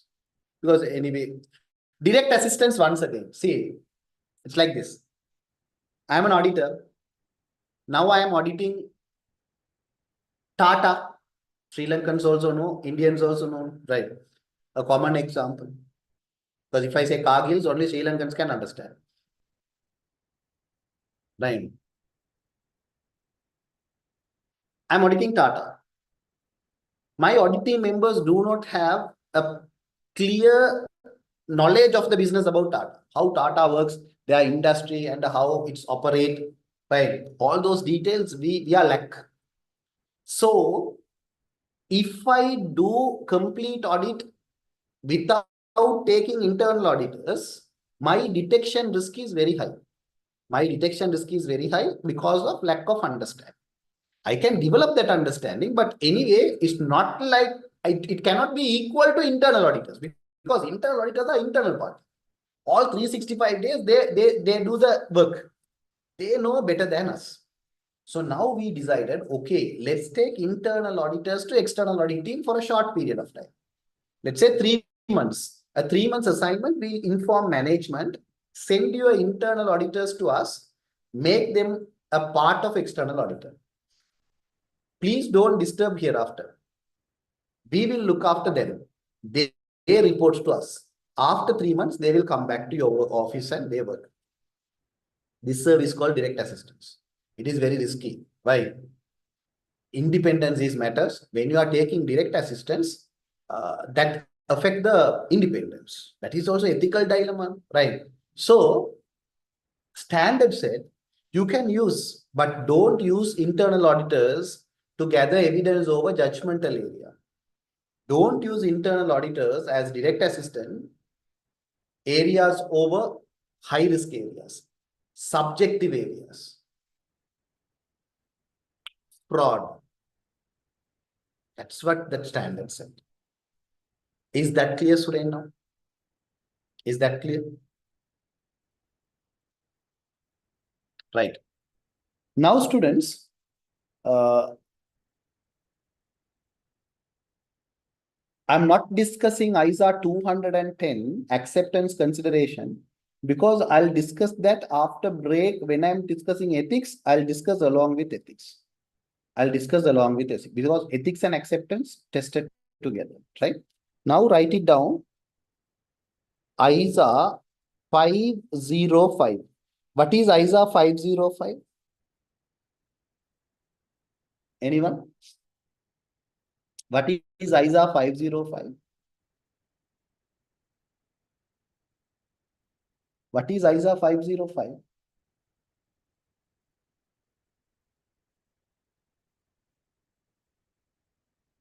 Exactly. Confirmation. Confirmation. External confirmation. Mark it as important. Mark it as important. Fine. There are standard questions, 5 to 6 marks on this standard as well. Here, students, confirmation is a procedure. Confirmation is a procedure, and you should know types of confirmation. That is very important. Positive versus negative confirmation. Another word is positive versus negative circularization. Positive versus negative circularization. Positive versus negative circularization. Okay. Students, is my teaching is fine? Because I feel like, yeah, is it fine? What I'm teaching, is it fine? Because I'm not getting much response. Is it that fine? Because one thing, because normally in the class we can do jokes and all, but now I do not want to waste the time. 100% I'm talking syllabus only. That's what I'm asking this question. Fine. 100% technical points only I'm discussing with you all. Right. Therefore, if you feel like overloaded, let me know. Right. I'm not talking out of the topic. I'm not talking any stories because it's the last moment. Time is very much valuable. So I'm talking only precise things. Okay. Positive and negative circularization, it is very important. You should know how to differentiate that. And the second thing is how to obtain circularization. Process. These are the two questions can be tested. Right. Normally circularization procedure, if I take students, first of all, you should select the sample, receivables or whatever, right? And you should discuss with management and request permission from the management. If management permission is denied, then there is a problem because precondition is breached. Management accepted and acknowledged at the time of acceptance their precondition. What is precondition? Financial statements are prepared in line with the standard. And management prepare financial statement, management allow us to collect whatever the evidence they need. Okay. Therefore, if management is approved, then we can draft the confirmation letter. Who draft confirmation letter? Auditor. And send it to management. And management should look at. Thereafter, directly auditor. Management is not sending. Directly auditor send to whom? The customers. And ask them to confirm and send back directly to auditor. Send back directly to auditor. That confirmation is two types. One is positive, one is negative. Positive means if you accept or not accept. Let's say Gokulnath, one customer. Customer balance is 5,000. I am writing, okay, 5,000 is the customer balance. I'm sending to Gokulnath. Now Gokulnath is checking his ledger. That is also 5,000. He said, okay, agreed. Positive circularization. Let's say his ledger is 7,000. My balance is 5,000. Not agreed. So whether you agreed or not agreed, you should respond. That is positive. Negative means, let's say Gokulnath 5,000, he will not respond. Why? Because he agreed not to respond. Not agreed, he should respond. That is negative. So that is how positive and negative circularization work. What is we are trying to achieve through circularization? Two things. One is existence. Existence assertions we try to meet. Existence assertion we try to meet. When we are sending a confirmation to customer Lamai, we are trying to check existence and also we are trying to check the valuation. Existence and the valuation, very good, Suren, smart. Right. existence and the valuations are the assertions we are trying to achieve through confirmation. Okay. Quickly copy this. Mark it as important. No?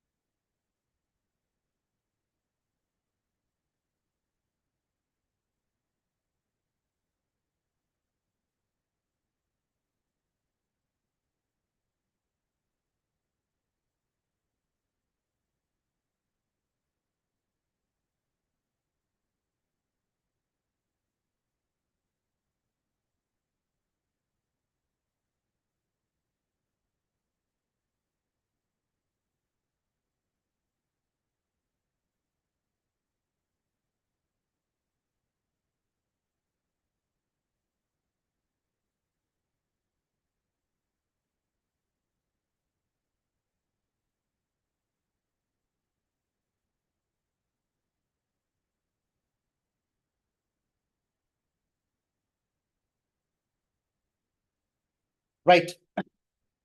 Another important standard, right, that normally we do with audit risk, but anyway, can be tested separately also. That is ISA 520. What is ISA 520, students? Anyone?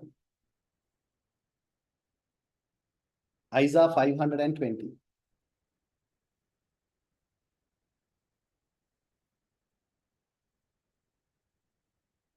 Very good. ARP, Analytical Review Procedures. Analytical Review Procedures. There are past paper questions on this standard as well. This standard also can be tested along with audit risk. Huh? Okay. So in this standard, they ask types of ARP. Types of ARP. And they, what are the types of ARP? Compare current year versus previous year. Compare current year versus industry figure. Compare budgeted figure versus actual figure. ARP. And what is ARP? Identifying plausible relationship between financial and non-financial variables. Right. What is ARP? Identifying plausible relationship. Plausible relationship means the relationship is like interdependent, very difficult to assess the relationship. So the correlationship is influenced by different factors. That is what we call a plausible relationship. Right. For example, say age and disease, there is a relationship, two variables. Right. It is not always positive, it is not always negative. So it is very difficult to predict. Those type of situations, what we do is simply we perform ARP. So ARP is assessing the plausible relationship. By looking at the relationship, misstatements are identified. For example, cost of sales is increasing 200%. Sales is decreasing 500%. Possible? No, because sales and cost of sales are positively correlated. When you see sales is decreasing by 500%, cost of sales is increasing by 200%, sales is decreasing 500 means I have a doubt. Either cost of sales misstated or either sales get misstated. Simple AR. Right. Second one, methods we used in AR. Methods of AR. Second one is methods of AR. If you look at the method, students, the method that we commonly used in audit and assurance is ratio analysis. Ratio analysis that yesterday we discussed. The second method is trend analysis. I'll teach you this in detail if you pass audit and if you go to AAA, professional level, and if you choose advanced audit and assurance, at that point, I'll teach you trend analysis and how to do ARP in detail, right? But at your syllabus, it is not there. Third one, reasonableness test. But I think for Indian students, we did trend also in the class. Okay. Third one is reasonableness test. These are the three methods.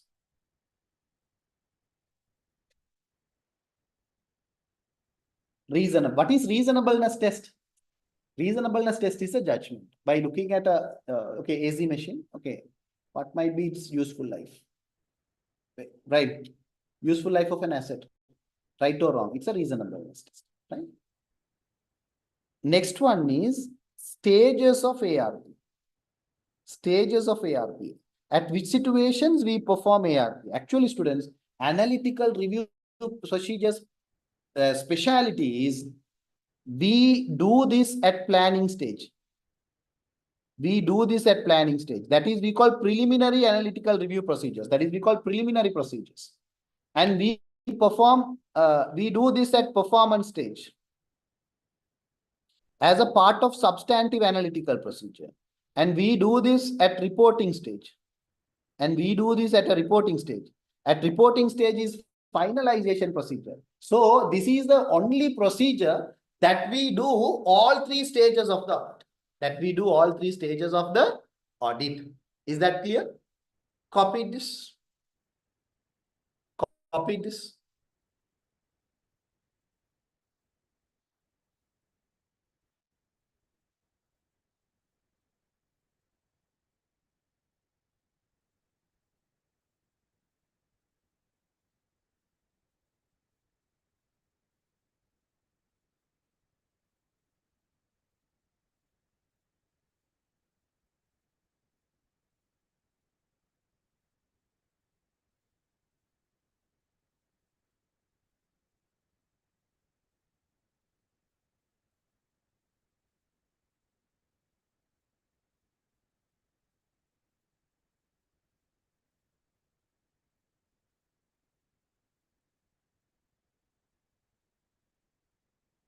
Okay. See, sir, are you seeing anything and writing or just thinking and writing? Thinking and writing. Okay. But I can ensure what I am writing here is correct. And I'm not missing anything. Don't worry. Okay. Sometimes I might not write everything that you need to cover. I'm telling like, okay, whatever the things in your syllabus, I might not writing everything here. In the class, I will write. Here, I'm not writing 100% in your syllabus. Here, I'm writing whatever is relevant to your exam. Whatever is relevant to your exams. You understood? Trust me. Whatever is important to you all, I'll cover. Okay, I'll write. Don't think, okay, fine. That is also true. That is also true. Human error is also possible, right? Human error is also possible, right? But I'll tell you one thing, right? Yes, there is a possibility I might miss some points, right? But when you do the same thing again and again, okay, chances are very low. Chances are very low, right? Because we are playing with students' life, playing with the generation's life. Don't worry. I will take all the precautionary actions to protect you guys. Don't worry. Okay. So I'm not missing anything, right? Trust me, I'm not missing. Good, good questions.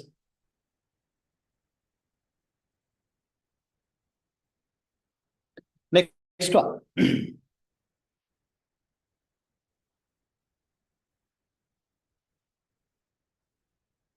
ISA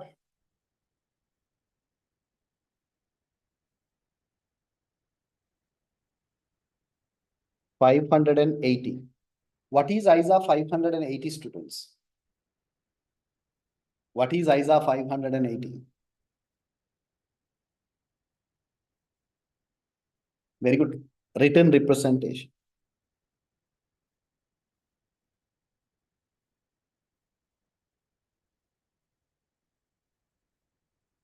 ISA 580 is written representation. Again, this standard is also very much important. Mark it. This standard is also very much important. Okay. Under written representation, the main question is reliability of written representation. Reliability of written representation. See, audit evidence standard said the evidence need to be sufficient and appropriate. The main problem is reliability. The main problem is reliability because ISA 500 said when evidence is less reliable. If the evidence you get it from outside, it is more reliable. If the evidence you get from inside, it is less reliable. If the evidence is written form, more reliable. If the evidence is oral form, less reliable. If the evidence is obtained from the directly obtained by the auditor, more reliable. Obtained from management, less reliable. If the evidence is subject to effective internal control, more reliable. Ineffective internal control, less reliable. If the evidence is original, more reliable. If the evidence is copy, it is less reliable. Right. Therefore, written representation is obtained from the management. Management only giving written representation. They acknowledge their responsibilities. Right. Therefore, it is not a reliable evidence. That's why the standard ISA 580 clearly said, don't rely only on written representation. Don't rely only on written representation when you are gathering evidence. Therefore, see, written representation is a supporting evidence to other. You can do a comparative analysis. Get the written representation. You already have some evidence. See whether it is consistent or not. That is the purpose of written representation. So this is the answer you should give for the reliability. And also the reliability of written representation is depends on who is giving that. Who is giving that. That's why normally when I started to work with different stakeholders, right? First thing I assess is whether they are ethical or not. First, whether they are ethical or not. If someone is telling Fareen, okay, we will pay you $50 per hour, right? But you should finish audit syllabus within 20 hours to 30 hours, right? Now, I have a question whether I should accept or not, because 20 to 30 hours, I can't finish, right? So now for India, I teach there 120 hours, right? 1 month before, still from that day onwards, still we are doing, right? Tuesdays and Thursdays. So at the end, normally I think we are covering 170 hours, 150 or 60 hours, we can cover. Payment is only for 80 hours, but we are covering how many hours? More than that, 150 to 60. So the level of work should not be determined by anyone. It should be unrestricted. Payment can be restricted. Yes or no? It's unfair. No? If I charge for 200 hours, then it's loss. That's fair. 80 hours payment, but payment should be allocated. So what I am trying to tell you is, if someone is telling don't take more time, they can tell, we won't pay if you won't take. That is a separate story. But if they are telling you can't take more time, then students used to it and students expect from every lecturer the same. Then I should not accept. Because the reliability is based on where? Integrity of management. When management integrity is very high, when management ethical behavior is very high, when management have duty of care. That's why Code of Ethics said professional competency and due care. Actually, my perspective is, I came from free education, right? So my perspective is education should not be sold at a premium price. But what I do is, I try to give maximum beyond the level of expectation. See, if 80 hours subject to payment, I will do 150 hours. I try to convince myself, okay, work is done to satisfactory level. Because see, ethics is that when a competent person is unethical, always I am telling, when I am teaching ethics, I'll tell you, when a competent person is unethical, he is an evil. intellectual area. That's why Code of Ethics said professional competence and due care. When you are competent, that should bring duty of care, neighbor principle. That should bring what? Duty of care, public interest. So when management is unethical, competent but unethical, if I am an auditor, whatever written representation they give, reliability is out. Because they are not ethical. They are not ethical. You understood what I'm telling? So reliability of written representation is based on integrity of management as well. Integrity of management as well. Right. The second thing is how to obtain written representation. How to obtain written representation. Copy these two. And also third one, there is a technical article for ISA 580. Please read that. In the ACCA's exam, technical article was published for this ISA 580. Detailed examples are given. Please read it. Please read it. Right. I think for India classes, I told you in the class itself, but everyone, please read it. There are few things I ask you to read. Make a note and read it. Because exam questions are normally tested through those articles. Here see examples. Which situations or which area we require written representation. Number one is subsequent event. Active duty, passive duty. During active duty period, auditors should perform audit procedures over subsequent event, adjusting event or non-adjusting event, which is material, amendment is required, and auditors should obtain written representation there. Number two, preparation of financial statement, auditors should request written representation. Number three, management responsibilities are confirmed through written representation. Number four, written representation is required when uncorrected misstatements, when there is uncorrected misstatement, and if that uncorrected misstatements are immaterial. Let's say uncorrected misstatements are there and management is telling these misstatements are immaterial. Give me a written representation, simple. So those are the areas where we ask management to provide written representation. Those are the areas where we ask management to provide written representation. That clear? Copy this thing. These are three things generally tested under written representation. Is that clear, students? Understood? Understood? Copy this.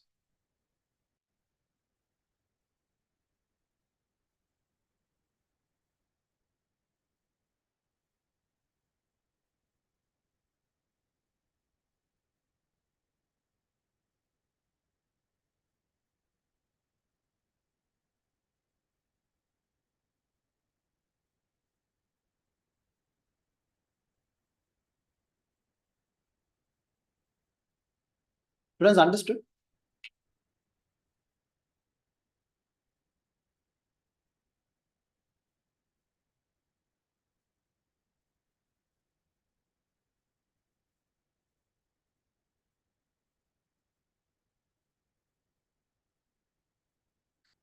Okay. Now time is 3 o'clock. I'll start at 3:25.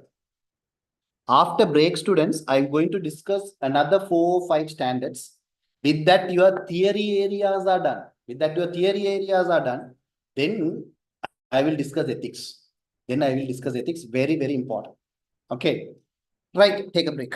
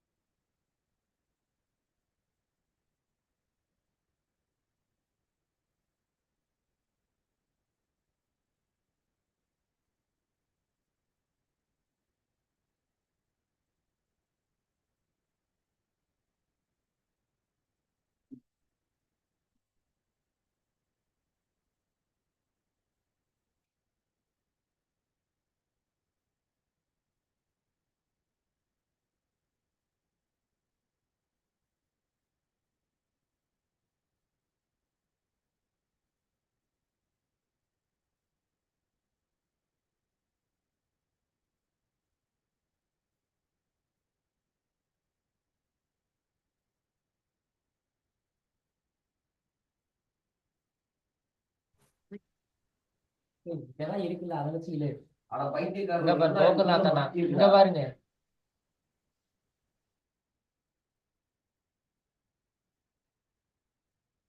Don't fight, don't fight. Right.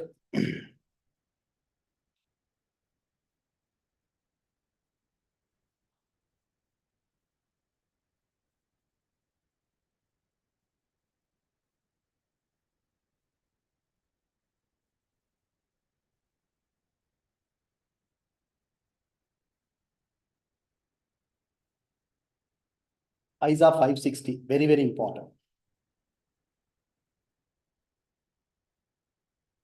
This time I'm expecting, what is ISA 550 students?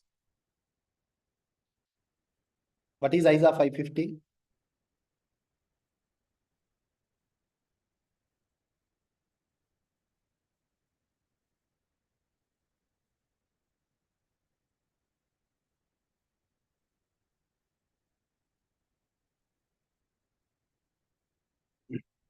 Subsequent events, correct.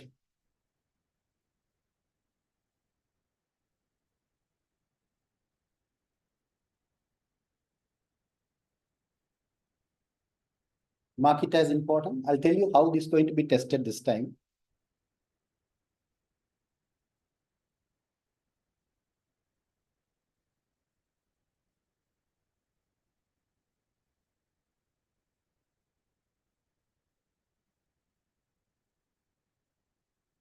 This time I'm expecting subsequent event.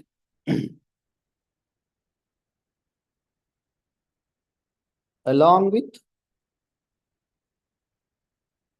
reporting. So like ISA 560 plus ISA 570 plus reporting. All together, I'm expecting one scenario from section A. For section A, I'm expecting a scenario. That scenario explain ISA 560, ISA 570 and report. 560 is subsequent event, 570 is going concern, plus reporting implications.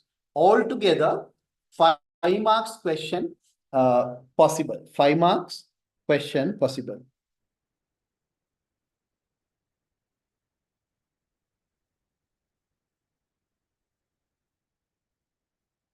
Okay, 5 marks question possible.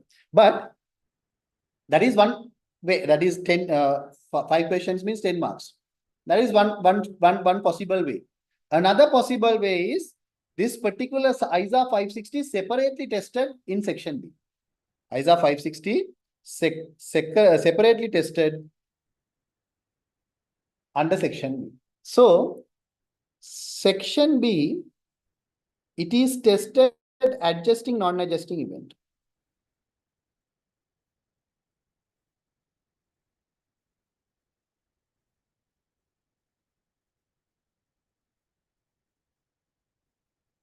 IAS 10.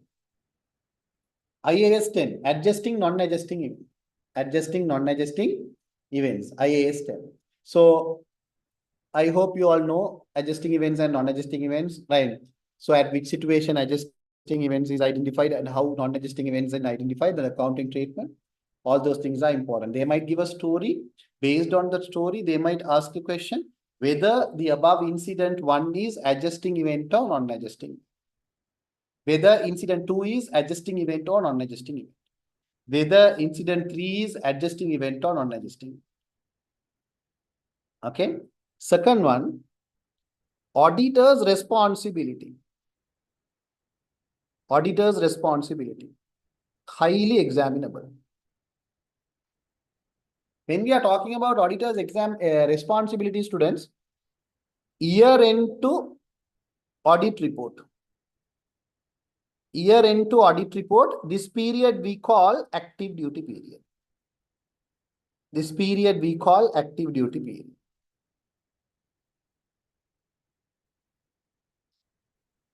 Audit report sign to financial statement issued to management.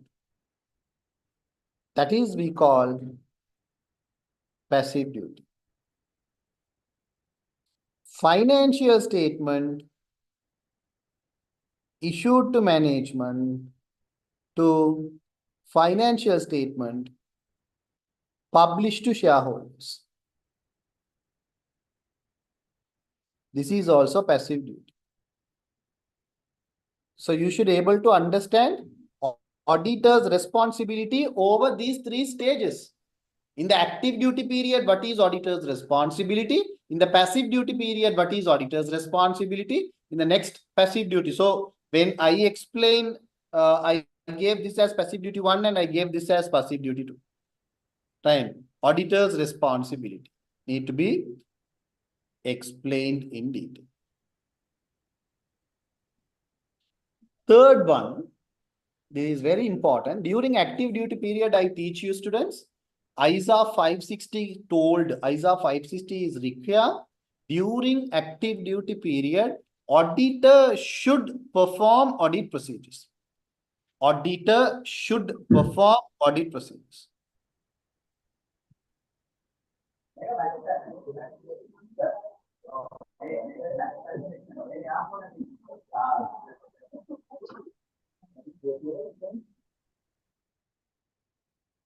So can you explain adjusting and non-adjusting events, please? Okay. IAS 10 standard is events after reporting period. You guys might study this in your FR, FA, even SBR. The standard speaks about any events after the reporting period. What is the treatment? Normally, students, let's say 1st of January 2020, I'll mark this as start of the period. 31st December 2020, I can say year end. Let's say financial statements are published to shareholders. Let's say 30th June 2021. from the date of year end to financial statement published. This period we call subsequent period or events after reporting period. Within this period, any events happened, how to handle that events in the financial statement explained by IAS 10 standard. Explained by IAS 10 standard. So IAS 10 standards identified two events. One is adjusted events. One is adjusted events. Two is non-adjusted events. Two is non-adjusted events. What is adjusted events? See, event is identified when? During subsequent period. Event is identified when? During subsequent event period. Original condition exists during financial period. Original condition exists during financial period. Okay.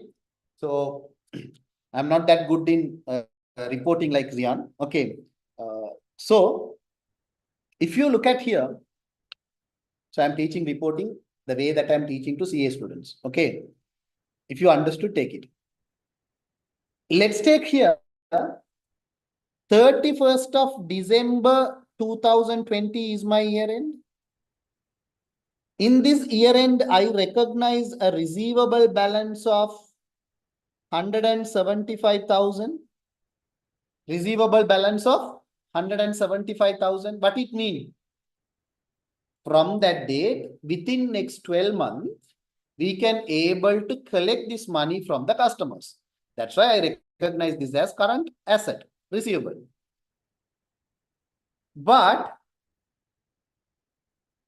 during the subsequent period,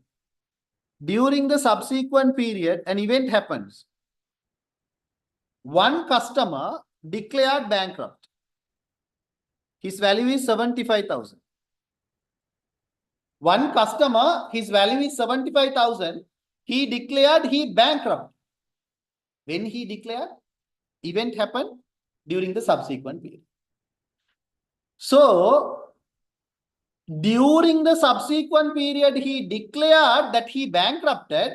But when I sold those items, if I sold credit, right? If I sell credit, then only it's become receivable. When the sales is made, sales made during the financial period. Sales made during the financial period. So here, bankruptcy is the event. Condition is sales. So sales happen during the financial period. Original condition. Therefore, it is an adjusting event. Therefore, it is an adjusting event. Which means your receivable balance here is overstated. You should write off bad debt. 75,000. So what is adjusting event? The event is happened during the subsequent event period. Condition exists during the financial. Then it is treated as adjusting event. Standard said you should adjust it. Standard said you should adjust it. Is this understood? Adjusting event understood, everyone? Is that clear? Yes or no?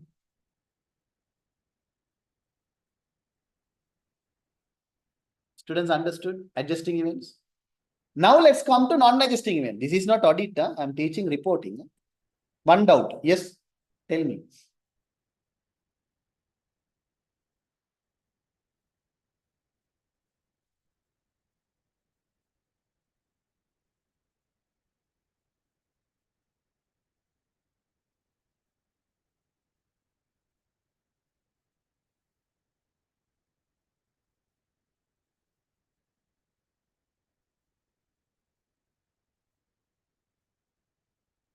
What is your doubt?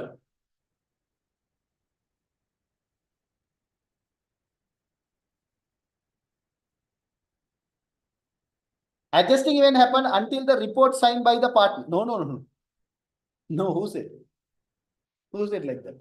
Adjusting event happens until financial statement published to shareholders. It is wrong. Since you asked that, I'll explain everything together. Wait. This is my year end. This is audit report sign.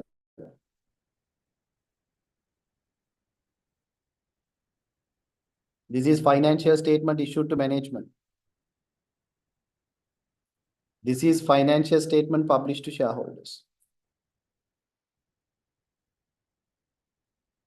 All this period, any events happen, that is we call subsequent event. Now you have a doubt, your doubt is clear. I understood your doubt. So audit report sign means if something happen after that, what we can do? We can't change. Who said? We can change. We can recall the financial statement and we can issue a new financial statement. Fine. If you studied subsequent event, the standard is ISA 560. If you study this properly, fine. Simple, all the events during this period is subsequent events. Sir, what if the transaction is occurred in the financial year? During the subsequent period, there was a fire accident. There was a transaction happened during the year. Fire accident means the condition exists. Fire accident is on the condition. So here the problem is what is condition you should decide. Fire is the condition. Gokulnath, you understood what I'm telling. Therefore, it is not necessary. I purchased inventory. Right. It's in the warehouse. Fire accident happened after the year end. So condition is fire accident, not the purchase. So audit management need to apply the judgment to define condition properly.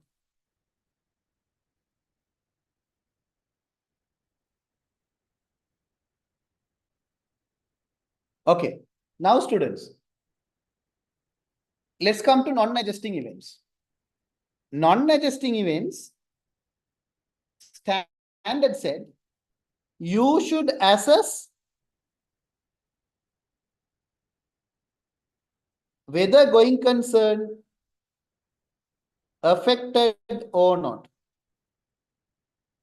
Whether going concern affected or not. Suppose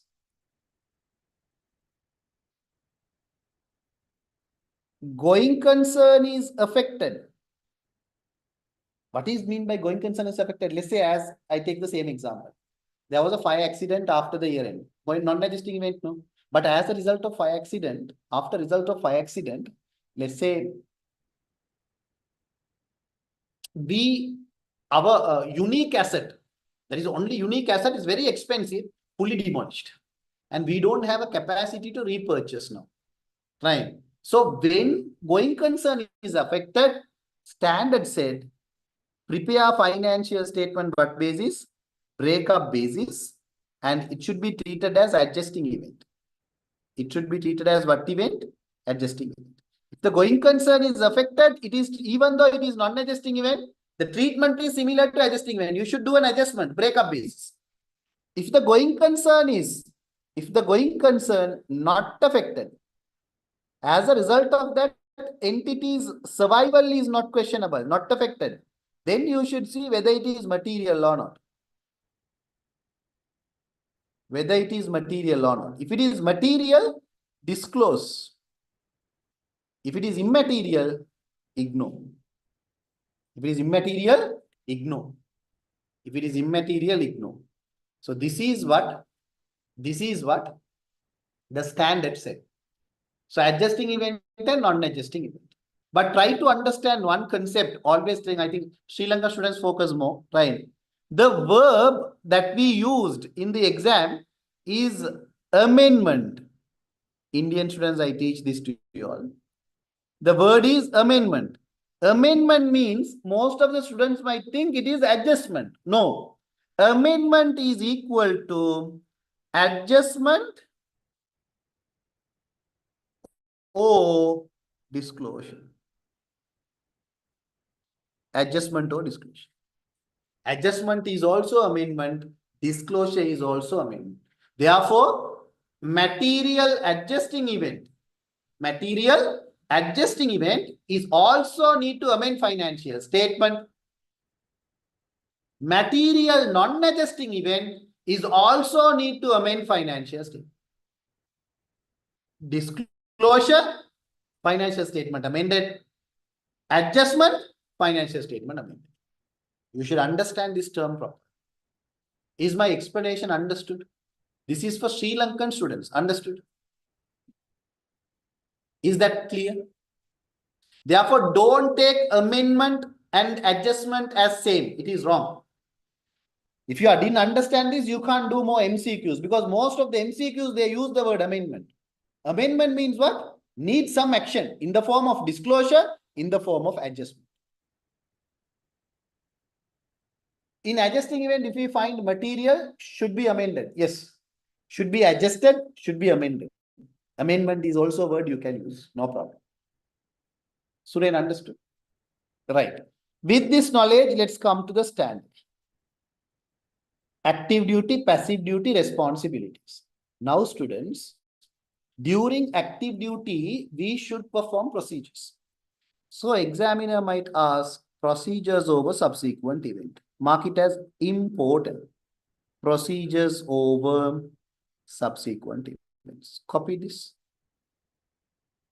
I'm expecting this standard this time. In the form of MCQ or section B. Copy this.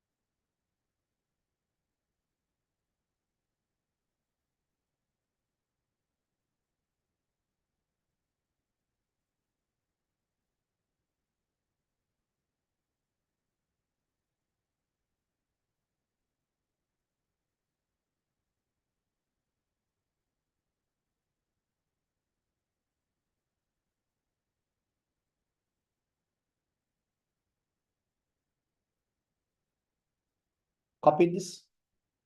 Students, focus more on this. Very, very important. Wherever you picked ISA 560 standard questions, please practice. Okay.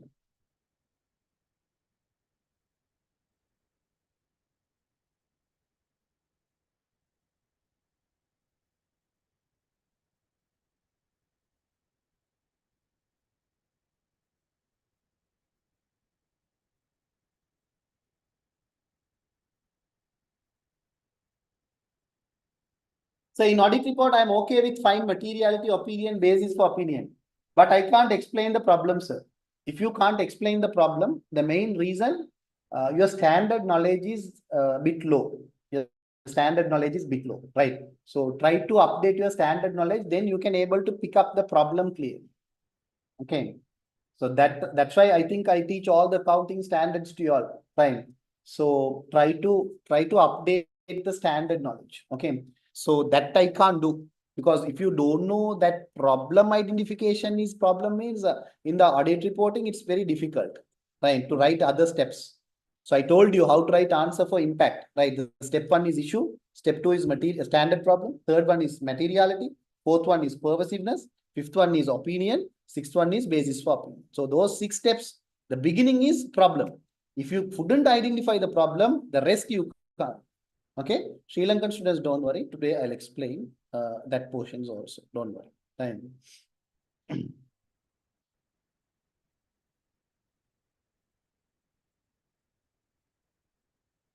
Now, students.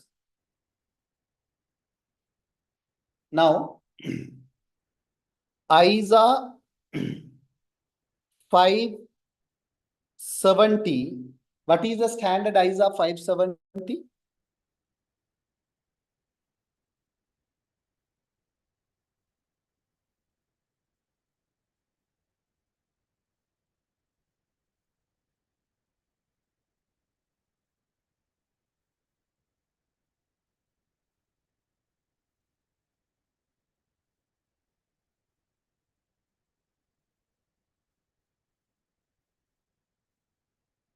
Yes, very good.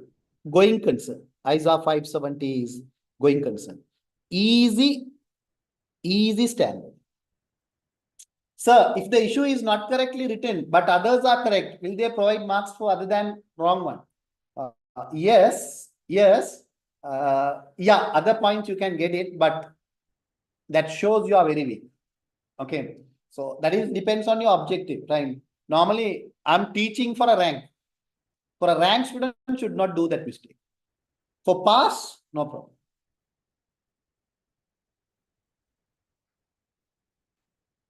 So ISA 570 is a very easy standard. If you get this standard in your exam, students, you can score full marks without a problem. Right.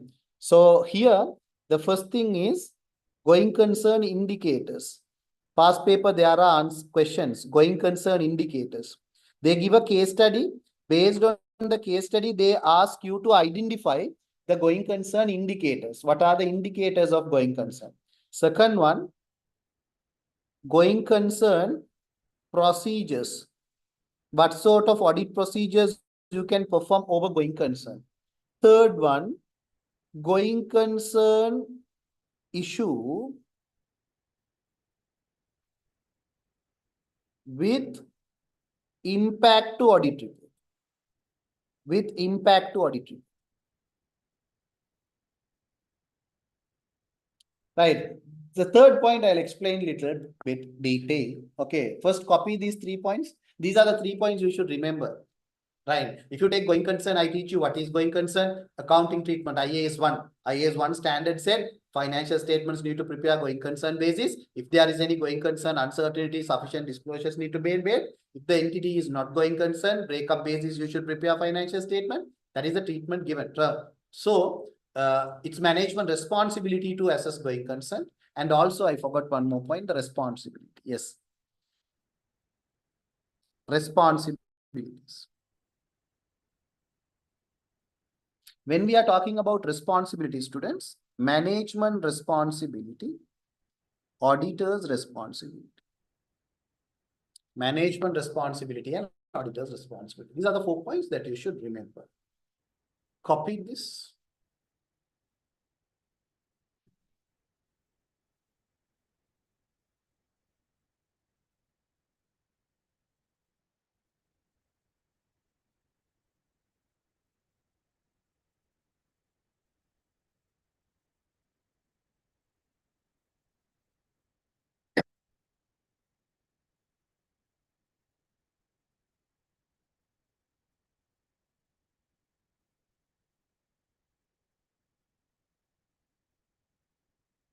Copy this.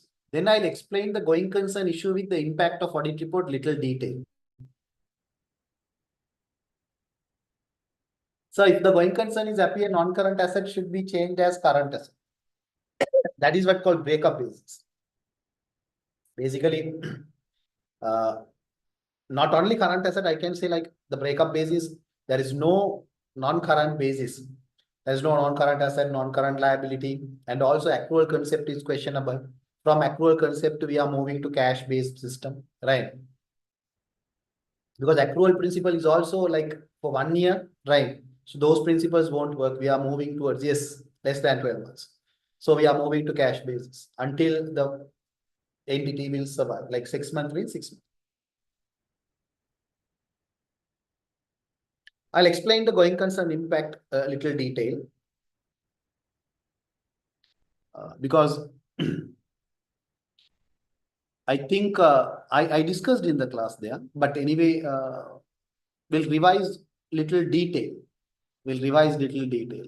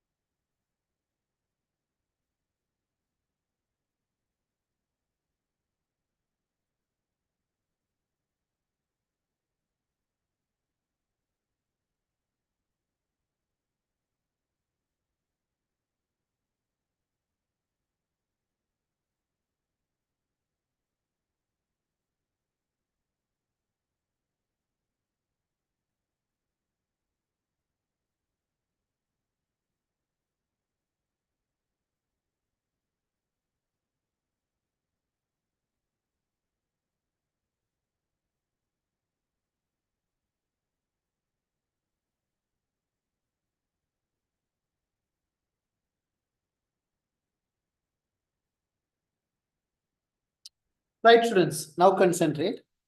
Now concentrate.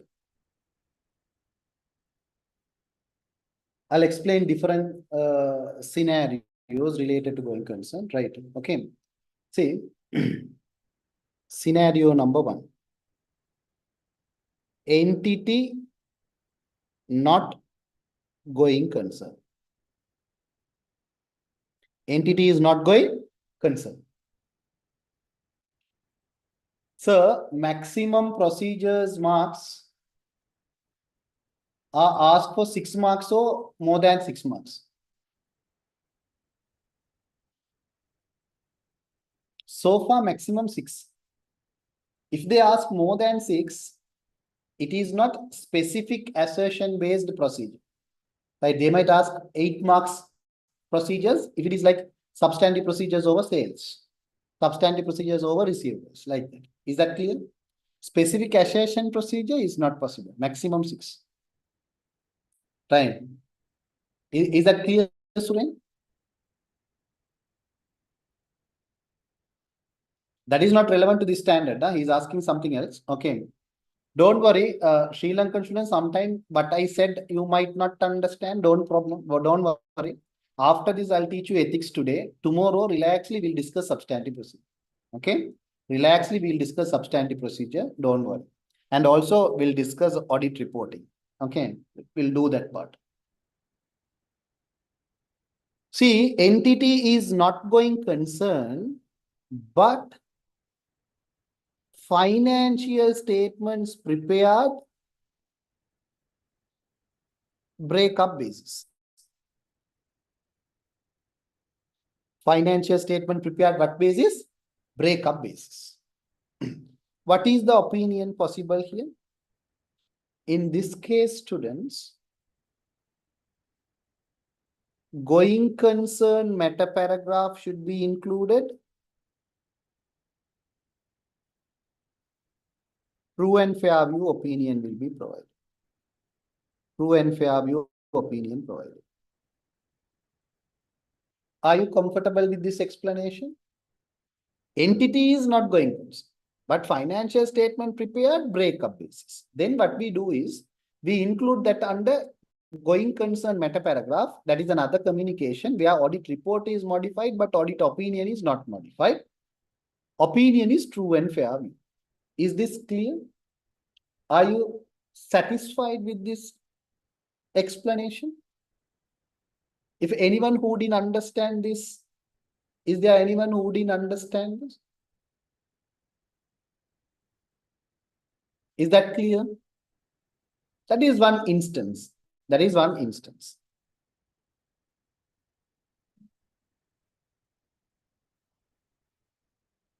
Okay. Second instance.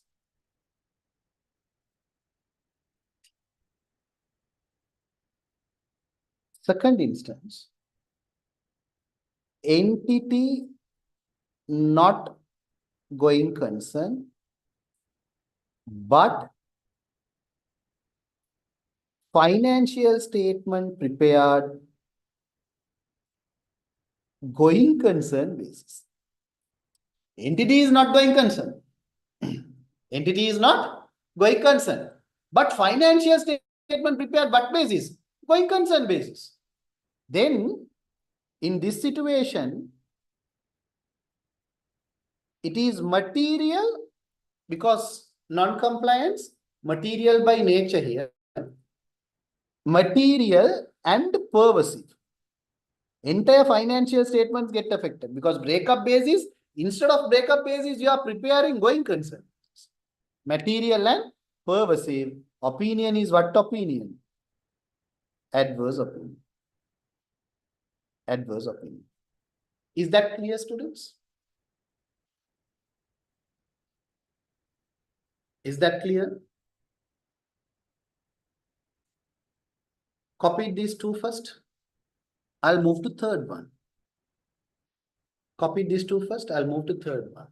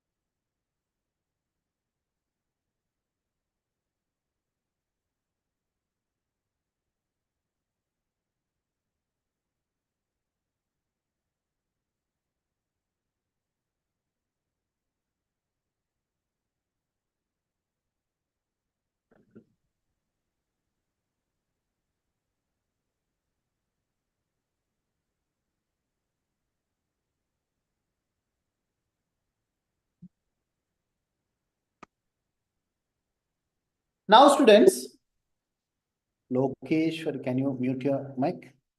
Okay, fine, thanks. Now, third incident,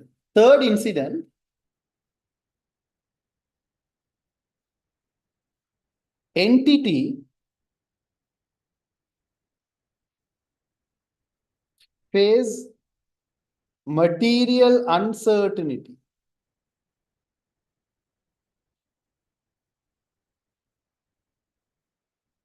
over going concern. Entity face material uncertainty over going concern. But sufficient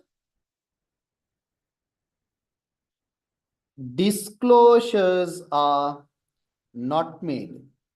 Sufficient disclosures are not made. In this situation, it is material but not pervasive. It is material but not pervasive. Qualified opinion is provided. How you might ask, sir, disclosure is not made means how it's become material, sir? Material by nature. Okay, material, not pervasive.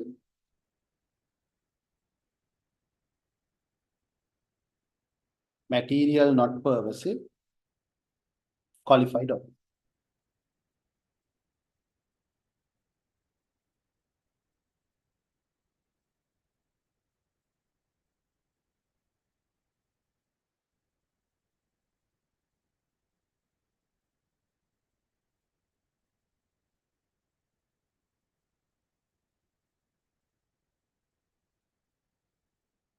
Okay, so why I am explaining all these things? Because there are certain past papers, examiner link going concern with the reporting. Examiner link going concern with the reporting. Okay.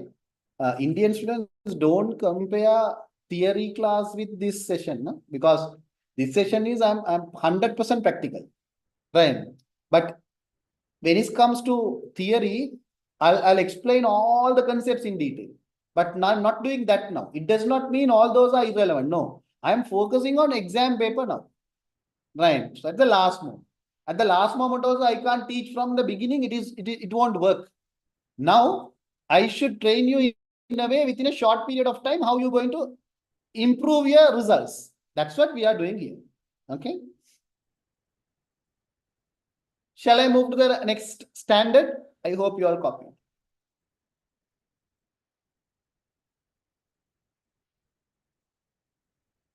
Shall I move?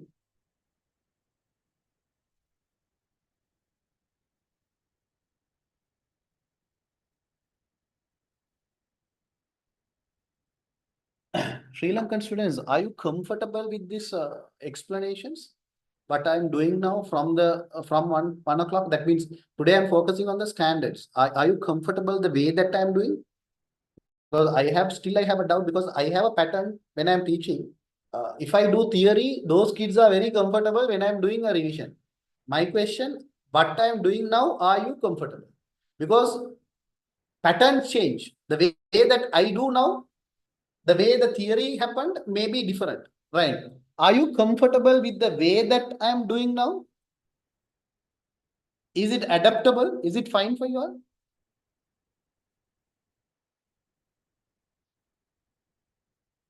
Is that okay? Afsal, is that fine?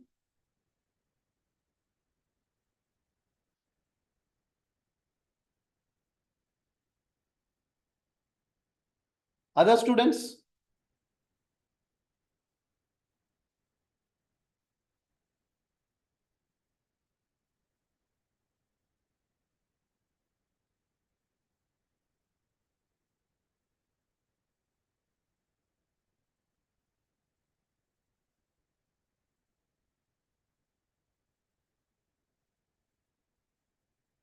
Right.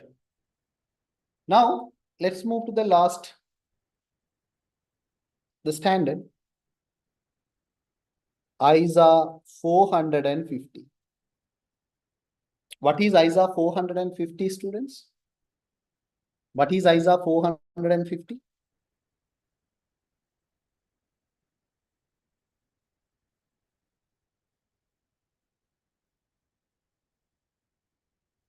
What is ISA 450?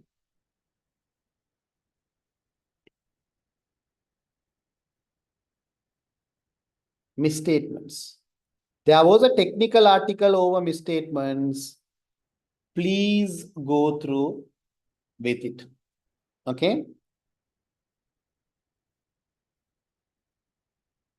So when we are talking about misstatements, students, they might ask types of misstatement. Please read technical article over misstatement. There was a nice article written by the examiner. Right. Please refer. Okay. Types of misstatements. So types of misstatements, when I'm taking this,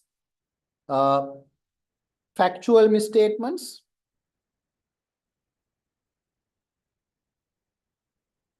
judgmental misstatements,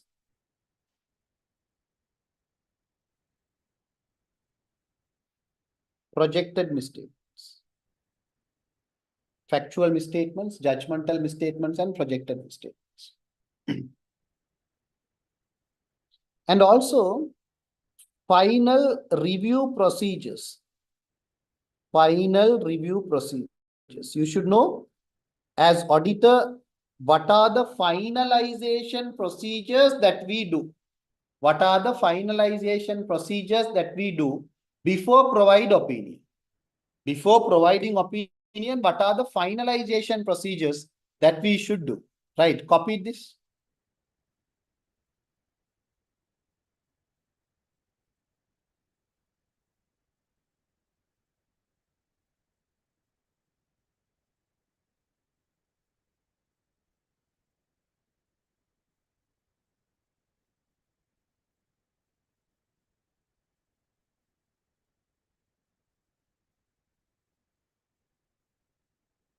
Copy this.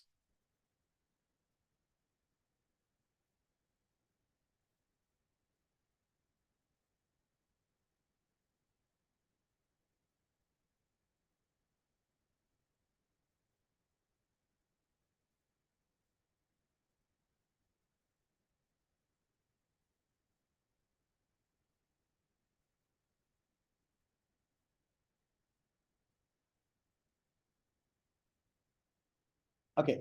Fine. Those are the basic standard students. I think I covered all the standards. A few standards I didn't cover. Fine. I summarized those standards, but I'm not going to give the points, right? Because those standards I'll cover in some other topics also, right? But if you have time, just go through with this. One is ISA 710. Can anyone tell me what is ISA 710? ISA 710.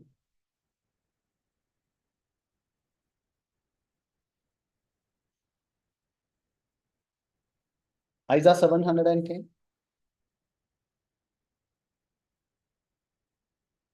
Other information. Very good, Vijay. Other information. Go through with this. ISA 210. Acceptance consideration. Those who are using Study Hub, right? This is comes under professional appointments. And ISA 402. What is ISA 402?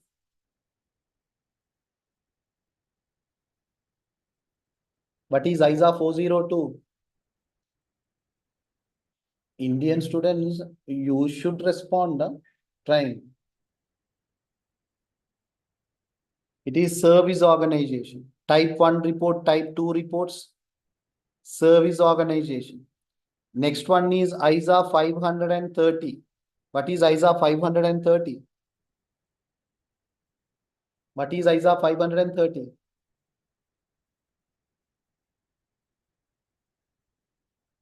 Audit sample. ISA 530, audit sample. ISA 265. What is ISA 265? Communicating deficiencies. Communicating deficiencies. So these are the list of standards, right? But I didn't cover. These standards I didn't cover. But just go through with it if you have time. With that, the theory areas almost covered. The theory areas almost covered. So we covered entire audit related theory portions related to standard, related to standards. It's like this. You need time to copy. Quickly copy if you want.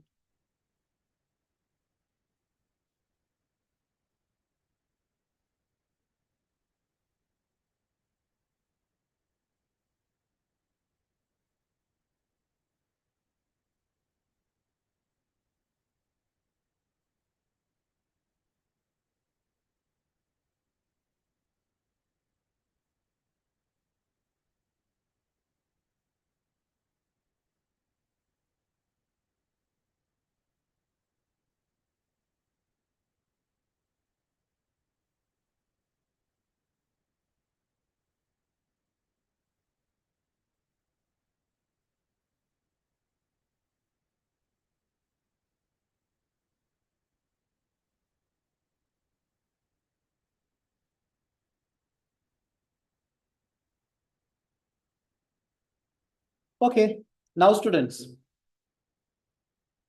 I'm talking about your final paper. So in this marathon, my primary objective is case studies. I should make you comfortable how to write answer. Theory questions, I should make you comfortable how to write answer. Section A, I didn't cover here. Section A, what I'll do is I'll cover in my class, right? So if you want, you can join Thursday's class that we can discuss. No problem. Okay. Because within 3 days, I can't cover everything. And I do not want to extend that also. Because when I discuss with Jan said, you can take whatever hours you want, take it and do it. But the problem is, see here, if I do 5 days marathon, you feel like it's closer to exam. So time is precise. So I do not want to take more time. So maximum 12 hours. Within 12 hours, I should add value to you in terms of section B, not in terms of section A, but try to understand section A is difficult. Section A is difficult. If I do section A, I'm confusing you a lot.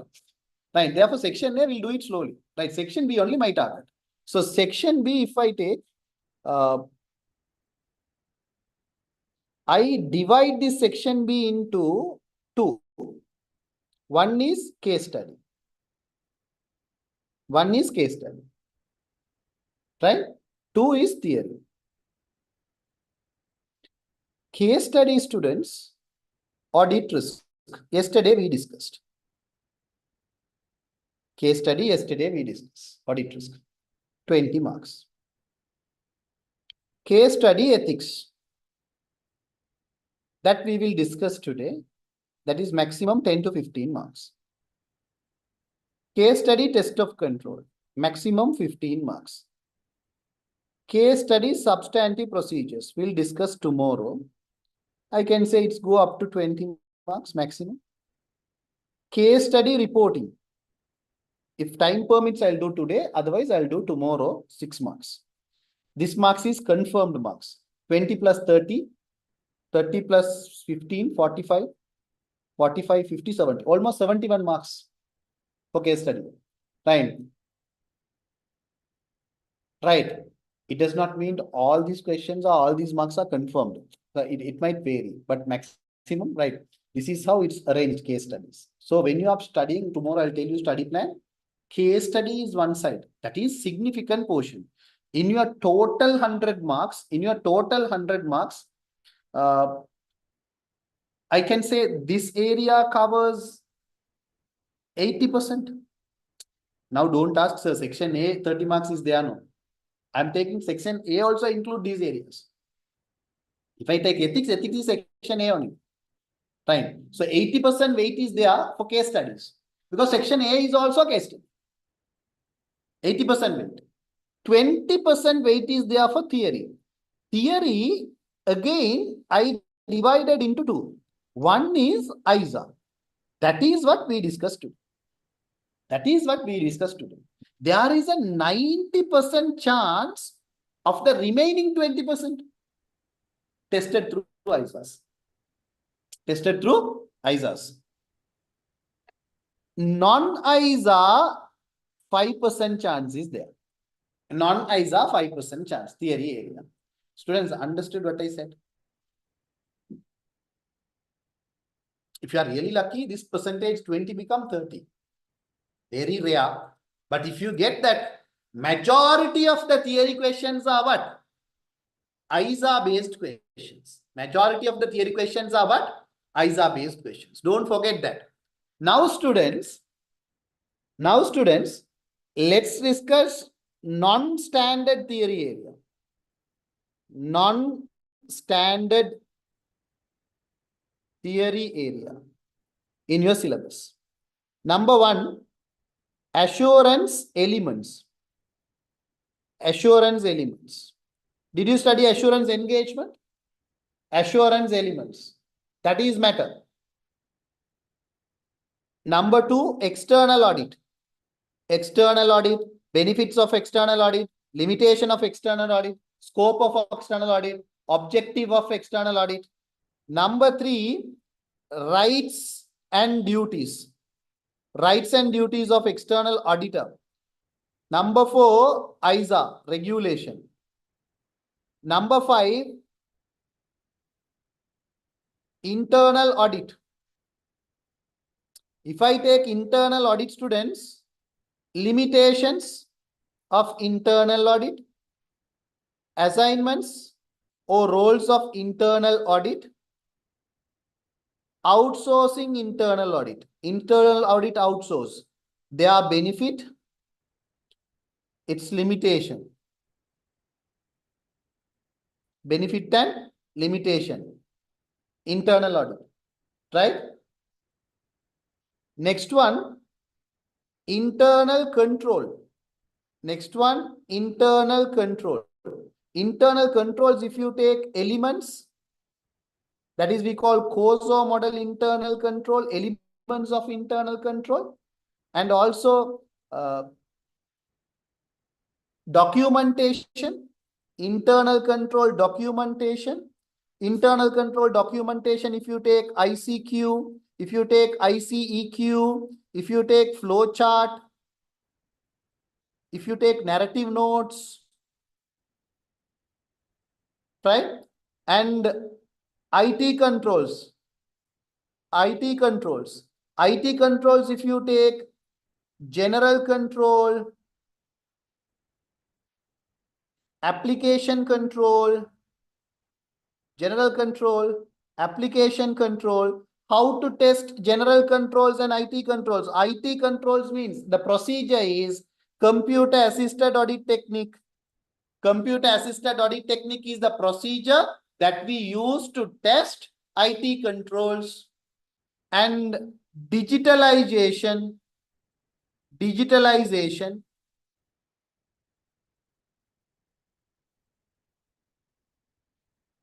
right? Basic areas of the theory. Basic areas of theory. And don't forget, focus more on corporate governance. Corporate governance, I didn't teach. I'm not going to teach because we did a lot of questions and I think I covered everything related to corporate governance. Corporate governance is a matter because there is a case study possible on corporate governance. That is not a, I do not want to put corporate governance here because it's a case study. They will give case in that case, what are the governance failure and what is the recommendation. Okay.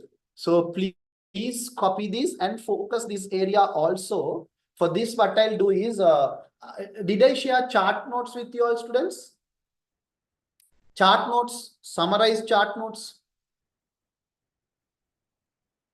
Okay, Sri Lankan students, I'll share everything with you. Don't worry. I'll share all the materials. I have a set of material I share with you. Yeah, okay, fine. So you guys just go through with the chart notes to catch up all these areas. Catch up these areas. Don't spend much time. Don't spend much time. Just, okay, sure. Don't worry. Don't put much time on this, right? 1 or 2 days before, just look at all these areas. Standards, you should give little priority, but case study is very important. Okay, copy this.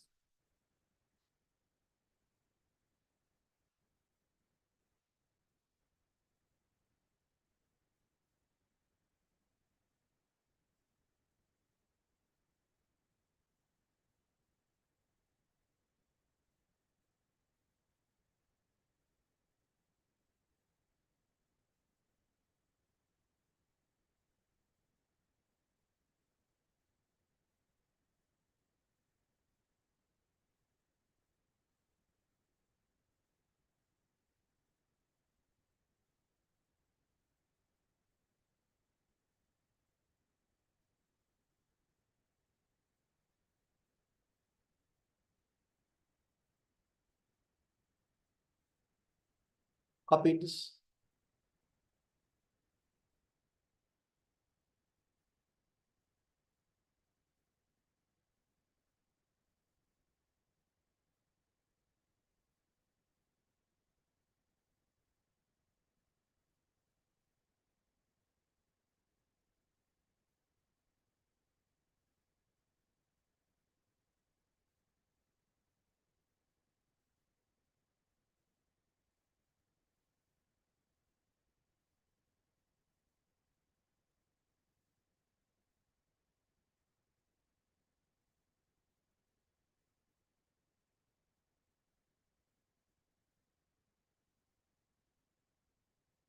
Students, I'll ask you a simple question.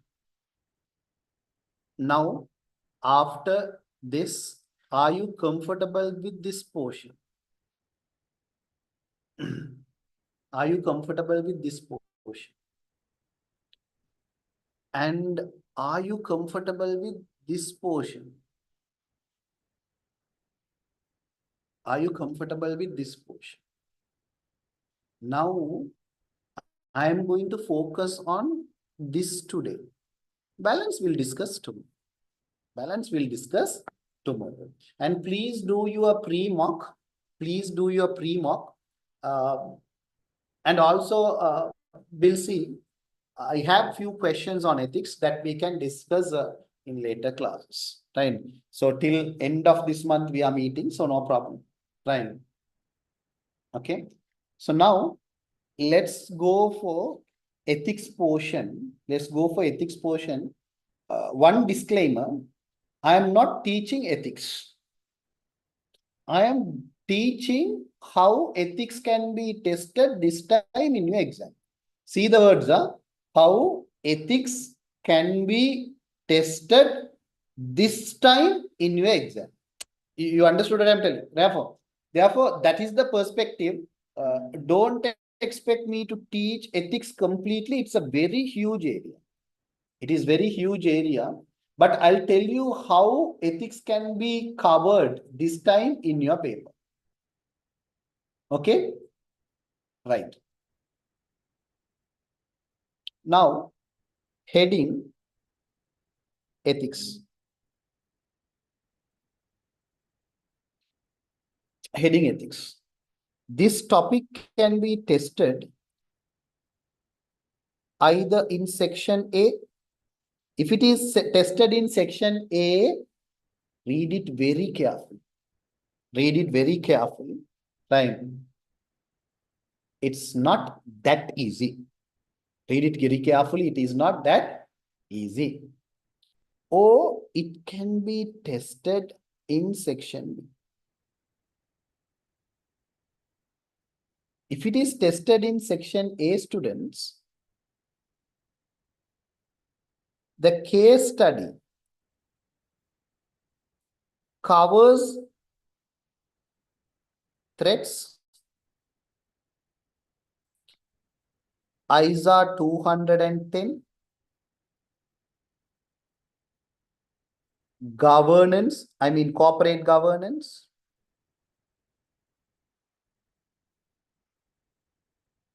and conflict of interest.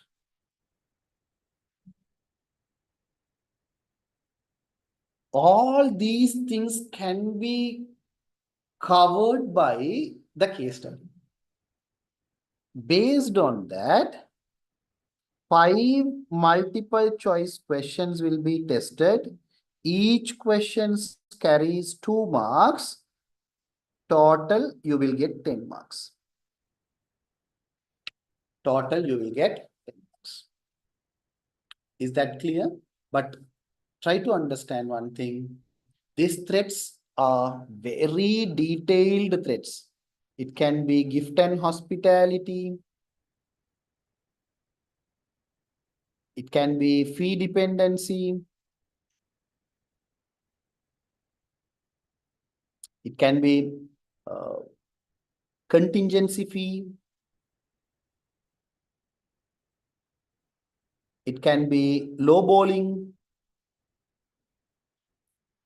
plus anything. I think I gave you somewhere around 17 to 16 to 17 examples, case study examples. And I asked you to extend that examples with the question practice. So you should be thorough with all the maximum 25. Maximum 25 only they're going to rotate in the exams, right? You should thoroughly aware with that 25 case study examples.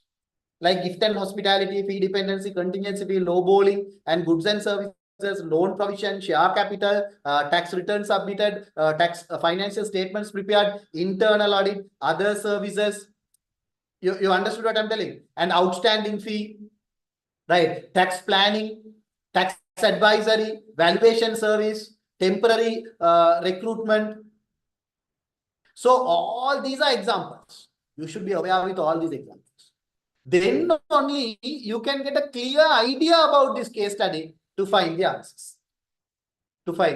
Therefore, now what you should do is you should focus on the examples. You should focus on what? Examples. Maximum examples you should focus. Right. If you are using Study Hub also, the examples are given.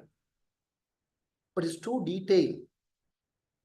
When you read, sometime you might confuse. If you have a doubt, talk to me, I'll explain. Right.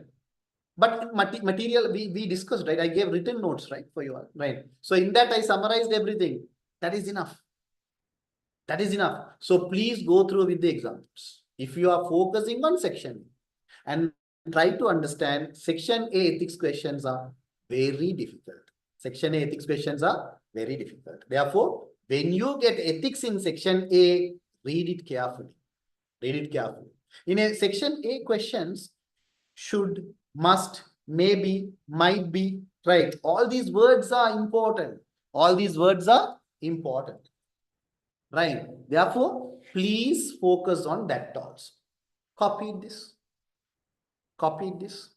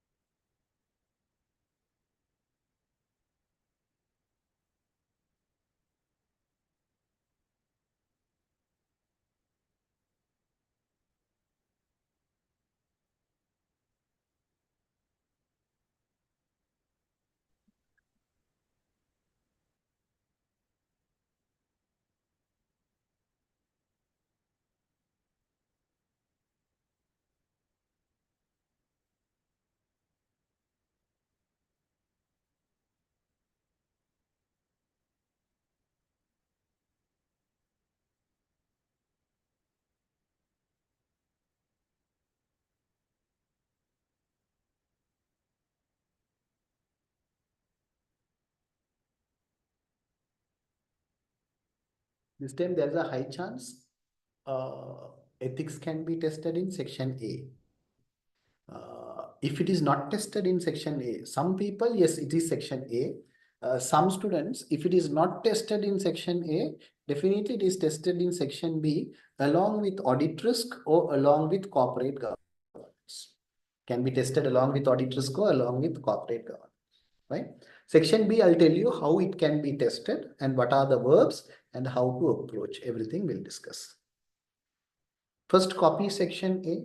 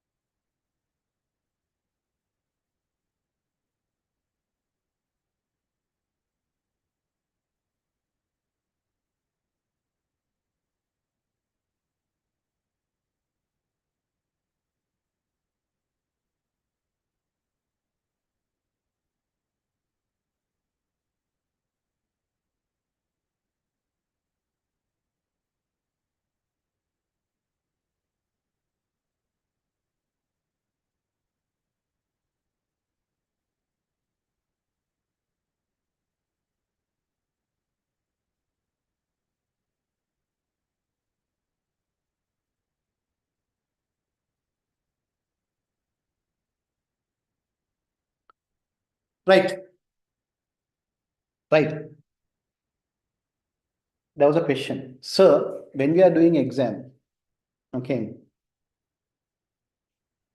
I should focus on section A or section B first.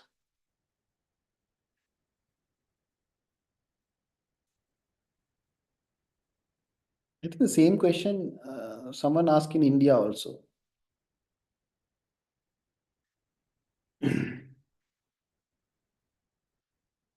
Section A or section B.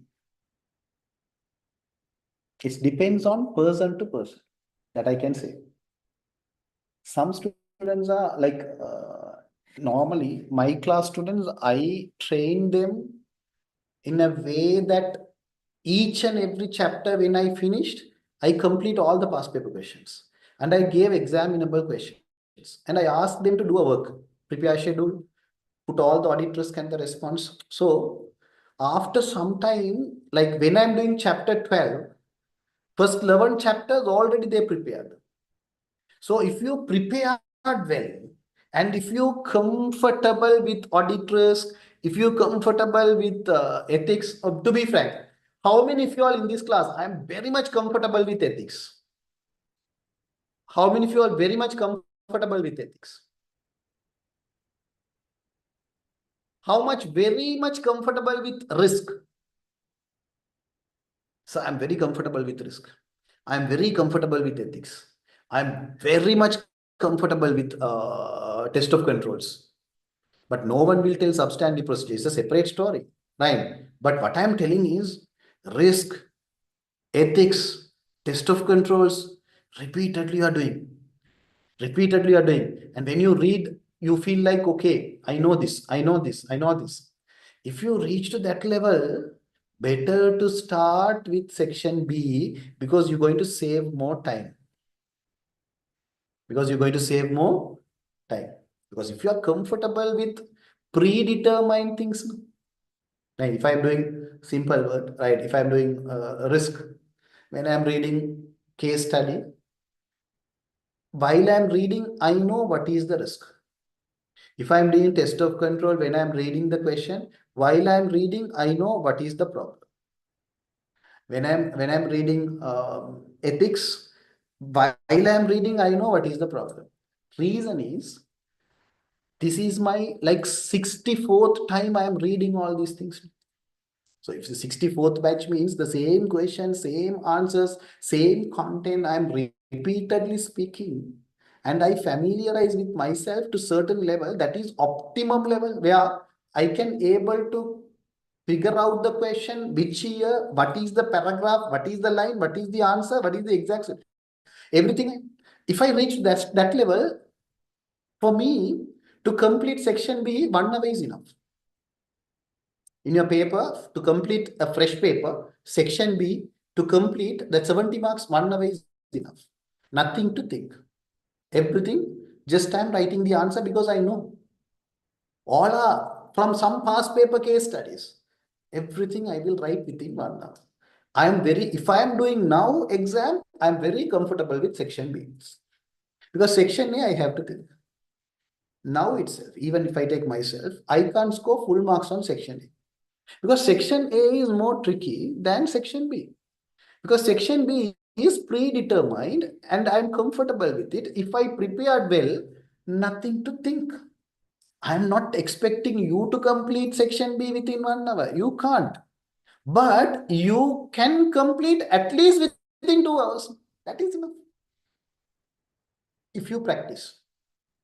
Those who prepared at the last moment, you don't know what to do. Do whatever you want. I'm not telling you to do first section B.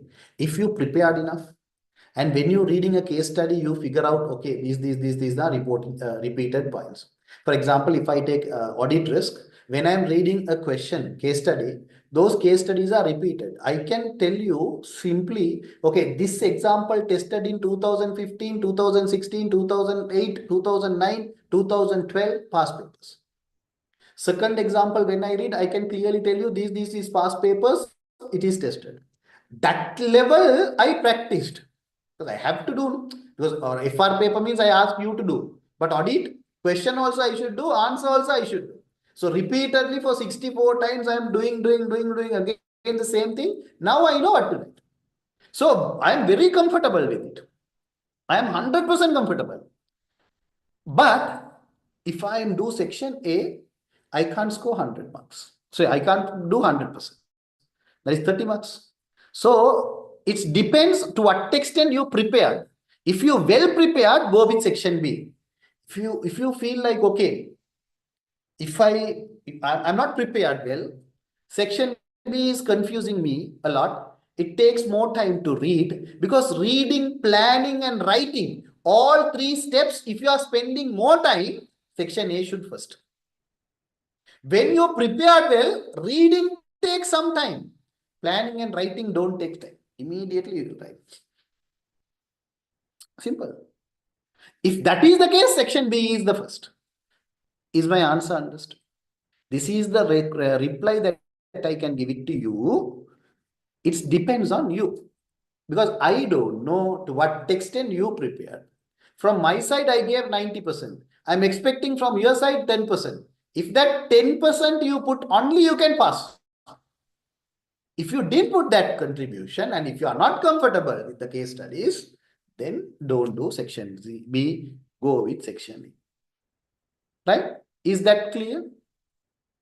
Is that clear? Is that clear?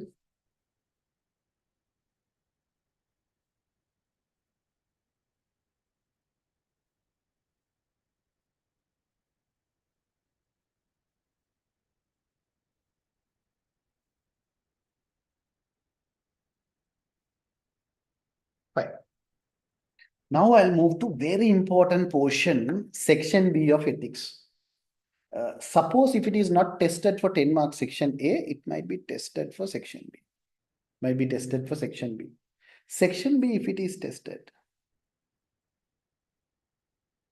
Sir, when whole ticket they provide? Good question.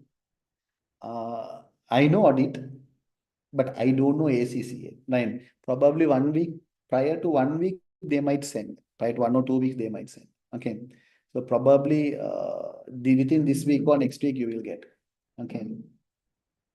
So you are doing exams where? Bangalore or somewhere else?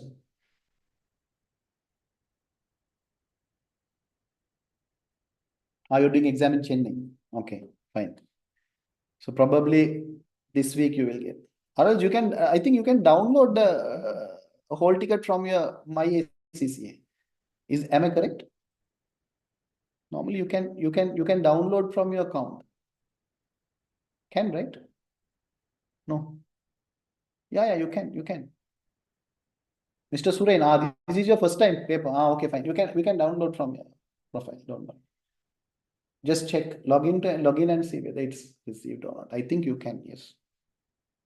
They didn't release. Okay, those who are doing it first time, first paper, if the audit paper is your first paper, someone please drop a text in the group. Okay, all the updates, because those people are not familiar with those things. Okay, so once it's released, someone put a text in the group. Fine.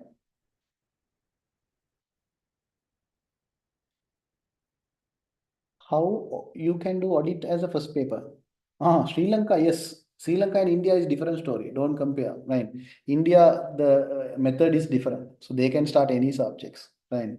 So normally they can start with audit also. Here only first foundation, then you do like that. Okay. So section B students, questions are like, they will give a case study. They will give a case study. In this case study, students,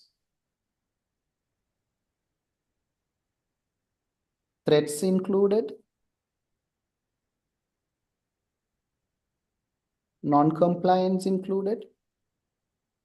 If I'm taking non-compliance, okay, I'll take it later. Non-compliance included,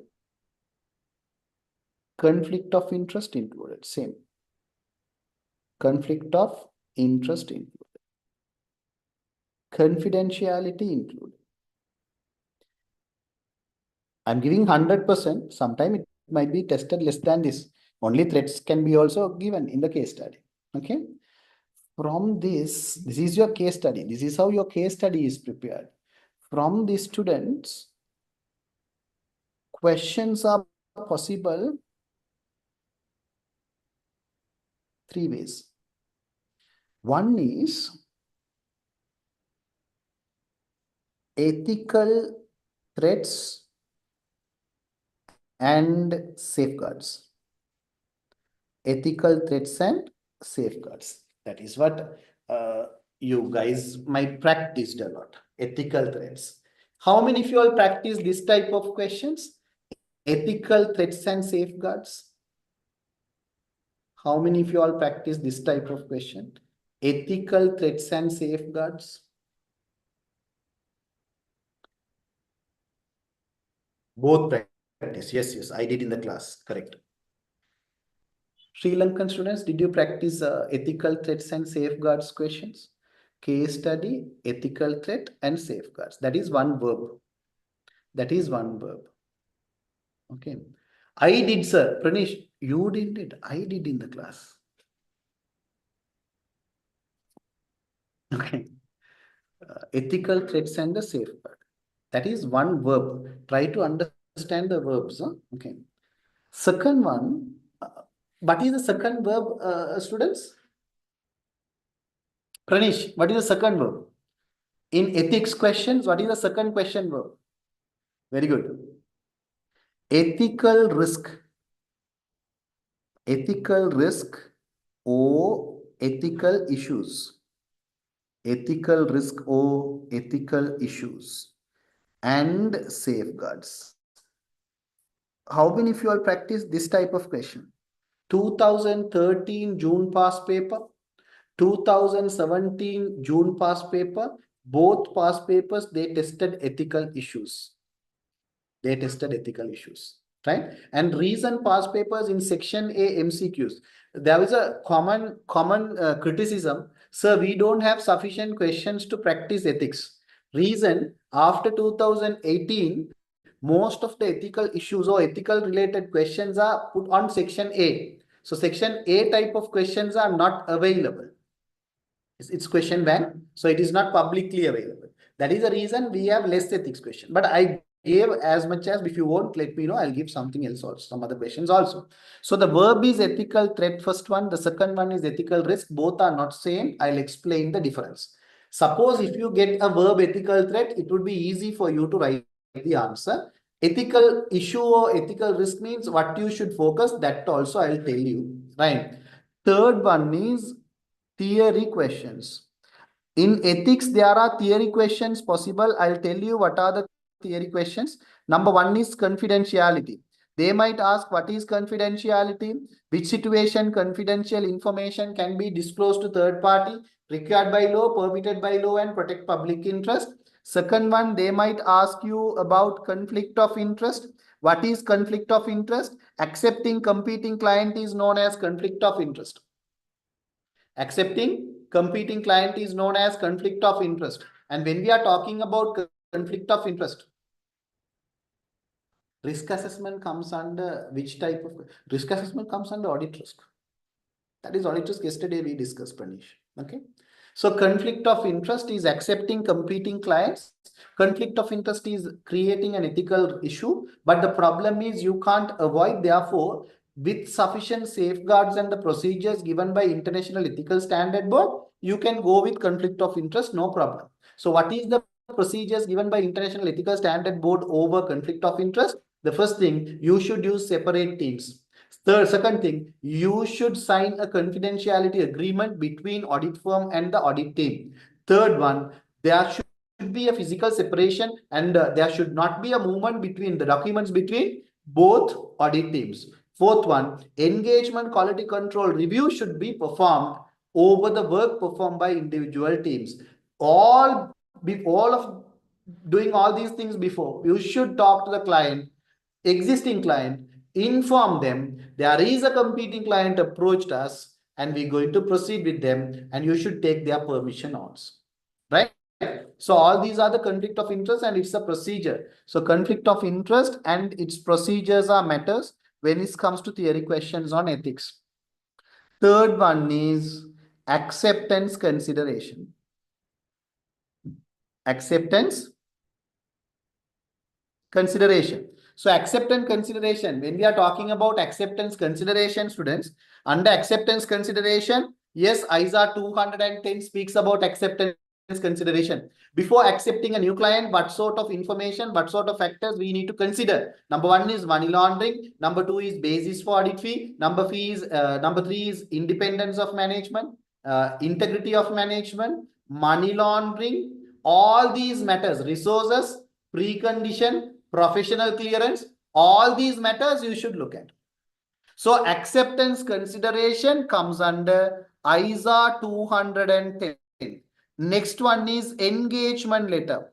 Next one is engagement letter. What is engagement letter? Engagement letter is a legal contract between auditor and the client. And ISA 210 standard provide guidelines about the purpose of engagement letter. What is the primary purpose of engagement letter? The terms and condition between both parties. Who are the parties? Shareholders or intended user and the auditor. The purpose is clearly explained and it will reduce the expectation gap. What is mean by expectation gap? Shareholder is expecting something, auditor can provide something. For example, auditor is providing work on sample basis. Shareholder is expecting 100% should be test, total population should be test. Is it possible? Not possible. So I am doing sample work. They are expecting 100% population to be tested. This create expectation gap. This expectation gap is reduced through what? Engagement letter. This expectation gap is reduced through what? Engagement letter. That's why normally before I start lectures, this time also audit in Sri Lanka, right? So in the month of I think October. Yeah, in the month of October, I did the audit in India, so I won't be here. So I missed some classes. 3 or 4 classes, I think 2 or 3 classes I missed here, right? Then when we do students evaluation, students say, okay, lectures are good, everything is fine, right? Understandable, right? Those are pluses, keep it aside, right? One point, whether sir can able to finish it off. Good question, because I missed 3 classes, right? So there was a doubt whether student lecturer can finish the syllabus. Reasonable, right? Normally, wherever I worked, 1 month before I should finish the syllabus. The last month, I should sit with students and do questions. Otherwise, they can't pass this paper. That is my threshold normally. So what I did was, okay, I prepared a lecture delivery schedule with the extra classes, dates and all. I clearly told these topics, these days I will discuss. End of second week of January, which means 12th of January is your last class. So 12th of January, March exams, I'll finish the syllabus. After 12th, complete weekends, I'll discuss questions, right? And I put extra class on weekdays online, I'll discuss questions. So what I'm telling here is, see, that document, after when I share that document, that will give a confidence to students. Because I clearly mentioned on these are topics that I'm going to finish. And the end of the syllabus is this date. Right. Then I asked the same question in the class and they asked, so how you are telling that you're going to finish by 12th? Can't you, if let's say, if it is exceed that, right, like 1 week extend, no. Exactly, I'll finish by 12th because I know to what level I should teach. I exactly know the hours that I need to spend on each and every topic, right? So I said by 12th it is done. After that, I'll do more classes on questions. Questions, I will do whatever I want. But the theory, I know to what extent I should teach. This will reduce expectation gap. So when I share a material with the kids, they knows, okay, these are the topics. These are the areas. These are the class days. By this day, he's going to finish. That will reduce what? Expectation gap. Expectation gap. They are expecting something. I can provide something that can be reduced through this. So engagement letter is also like that. It will reduce expectation gap. Third one, you should know the elements of engagement letter. That is also can be tested. And there are certain situations where we revise engagement letter, revision of engagement. Right. So these are the theory questions possible under ethics. Now, first copy this, then I'll teach this portion and this portion in detail, and let's see how to approach that. Is that clear? Students now understood how ethics can be tested in your exam this time. The case study, how look likes I gave. Verbs I gave, theory questions also I gave. Copy this.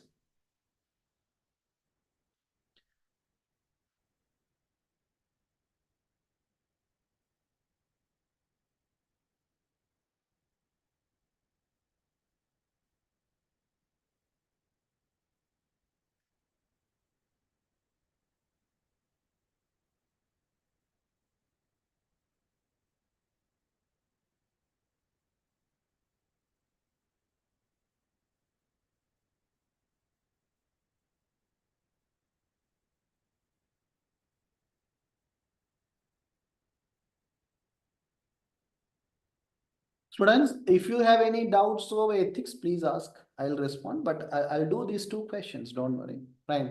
But if you have any doubts over ethics, right, you can ask. I'll reply. Any doubts?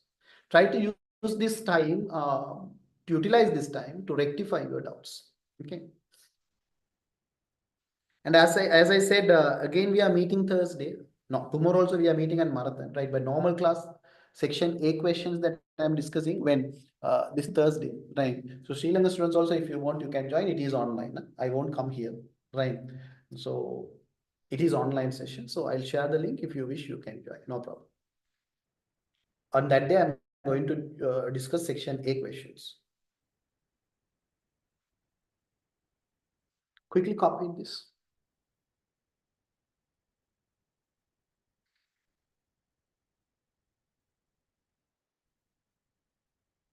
Sir, can you send the answer PDF for section A questions? I don't have. Right. So section A, I don't have. So already I discussed the MCQs. Scenario questions I will discuss Thursday. So when I am doing, you can mark. Okay. Because I don't have answers for those questions.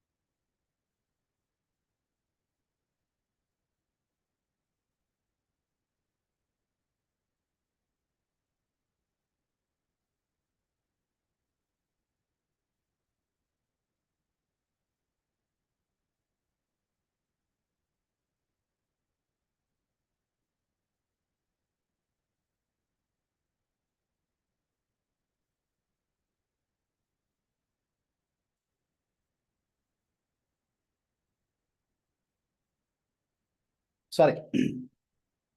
Students, now let's see. Ethical threats. Ethical threats. So, ethical threats and the safeguards. This is the answer structure. If they ask question, answer structure is table form. Don't write paragraphs. The table is automatically generated. Ethical threats and the safeguard. When we are talking about ethical threats, students, the scenario, they will give you a scenario. In that scenario,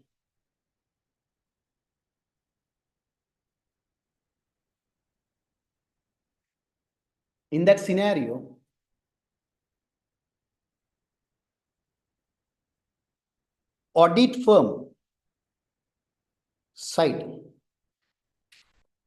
and outside. These are the two perspectives you should see. Threats means audit firm side, auditor or someone, we assume that person is ethical.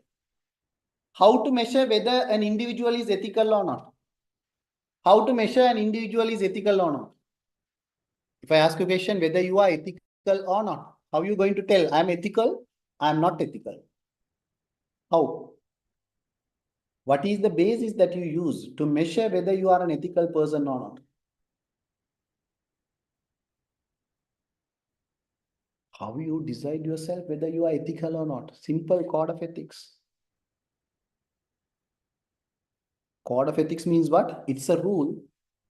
It's a principle that you should apply to yourself and see whether you are ethical or not. That is what called code of ethics. So integrity, objectivity, professional competence and due care, professional behavior and confidentiality. All these 5 principles are satisfied. You are an ethical person.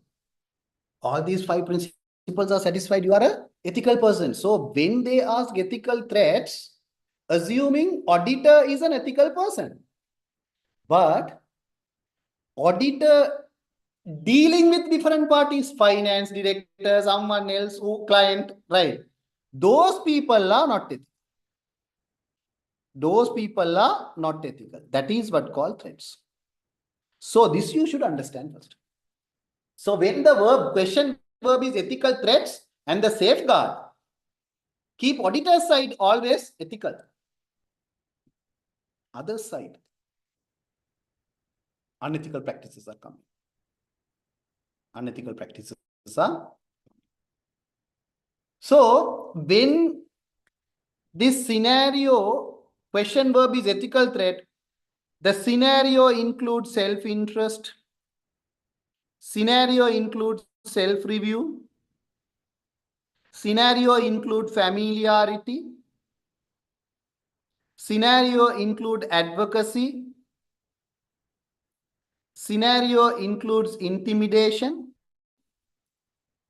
So your scenario covers these things. Your scenario covers these things. Okay, for example, I'll give you a small example and you guys should tell what is the threat and what is the safeguard. Fareen is an auditor. He worked at company X. Company X is client. Finance director of company X. Finance director of company X offered a luxury meal to Fareen. Finance director offered a luxury meal to Fareen. Fareen is auditor. He is an ethical person. Finance director from client side, that person is not ethical. Therefore, she is offering what? A luxury meal. What is the threat? What is the threat?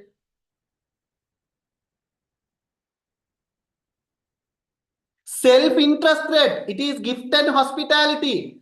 Gift and hospitality, if it is significant, self-interest threat. What is the safeguard? Politely decline the request. Politely decline the request. Therefore, you should understand if the verb is ethical threat, the scenario includes one of these threats. The scenario includes one of these threats. Is that clear? So how to write answer? Explain the threat, explain the impact. It is matter. So when I'm writing the answer, under ethical threat, finance director offered finance director offered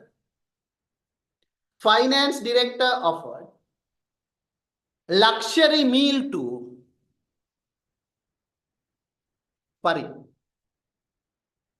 This will create significant self-interest threat.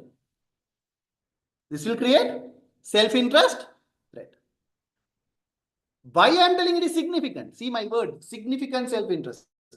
Why I am telling significant? Fareen is audit manager, who is offering finance director. Both are influential position. There is a high chance they can change or influence financial state. That's why I'm telling it is significant. See the impact. This is how you should write.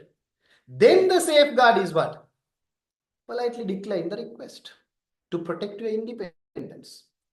Is that clear? Now you all understood ethical threats and how the case study is developed. Now you all understood ethical threats and how the case study is developed. Is that clear? Students, yes or no? Yes or no? Thursday, I'm going to discuss section A questions in ethics. Huh? So these understandings are very much important. Is that clear?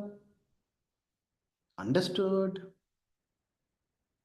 The verb understood ethical threats.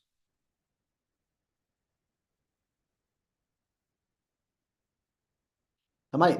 Word understood ethical threats. Enough, Venkat, enough. Audit is easy. Don't compare audit with a paper like PM or whatever. If you write a lot, you will get more marks. If you write less, you won't get marks. No. Audit, if you write the precise correct answer, you will get full marks. A smart student save time in audit because he know what to write, to what extent to write. Okay. Don't think about the quantity. Think about the quality. That's enough. Now, students, ethical risk. The verb is ethical risk. Or the verb is ethical issue. And the safeguard. If the verb is ethical risk, the verb is ethical risk, or with verb is ethical issue and the safeguard, then students, your scenario includes number one, threats. Your scenario includes number one, threats. Not only threats, what else? What else? Very good. I told you earlier ethical threat verbs means what? I am Fareen is ethical, finance director is not ethical. If the verb is ethical issue or risk, there is a possibility Fareen also not ethical, third party is also not ethical. When third party outsider is not ethical, that is we call threat. If I am not ethical, that is called non-compliance with code of ethics and ACCA. I am auditor. I should comply with ACCA. If I am not complying with ACCA, I am not ethical. That's why when I define ethics, always I am telling what is ethics, what is right or wrong. Compliance is right. Nine. Without a helmet, if I am riding a bike, I am an unethical person. I'm not teaching ethics in detail. I'll teach you later. Right? I can't teach now. Right? If you want, you can. The ethics also there in the YouTube. Go and see. Right?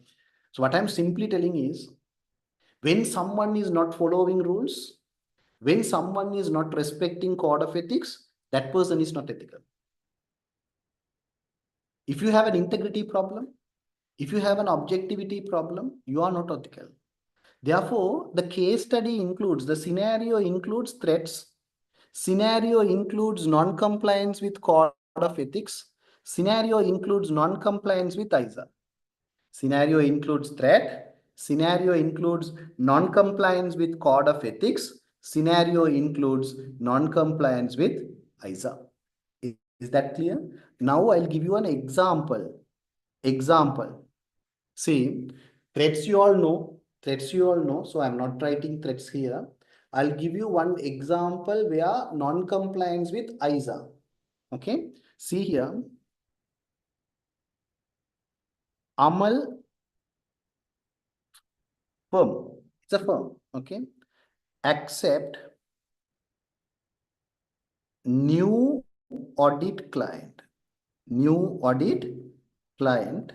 Cinnamon. New audit, this is case study, same past paper example I'm taking, names are different, okay, Cinnamon. I think the cinnamon is same word. Amal is wrong, cinnamon is wrong. I think Maldini.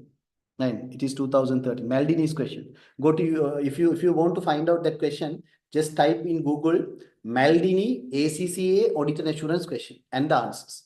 You will get the question and you will get the answer. Go to Google, type Maldini Audit and Assurance question. You will get this case study. First get the case study, practice, then again type Maldini Audit and Assurance ACCA answer. You will get the answer. Fine.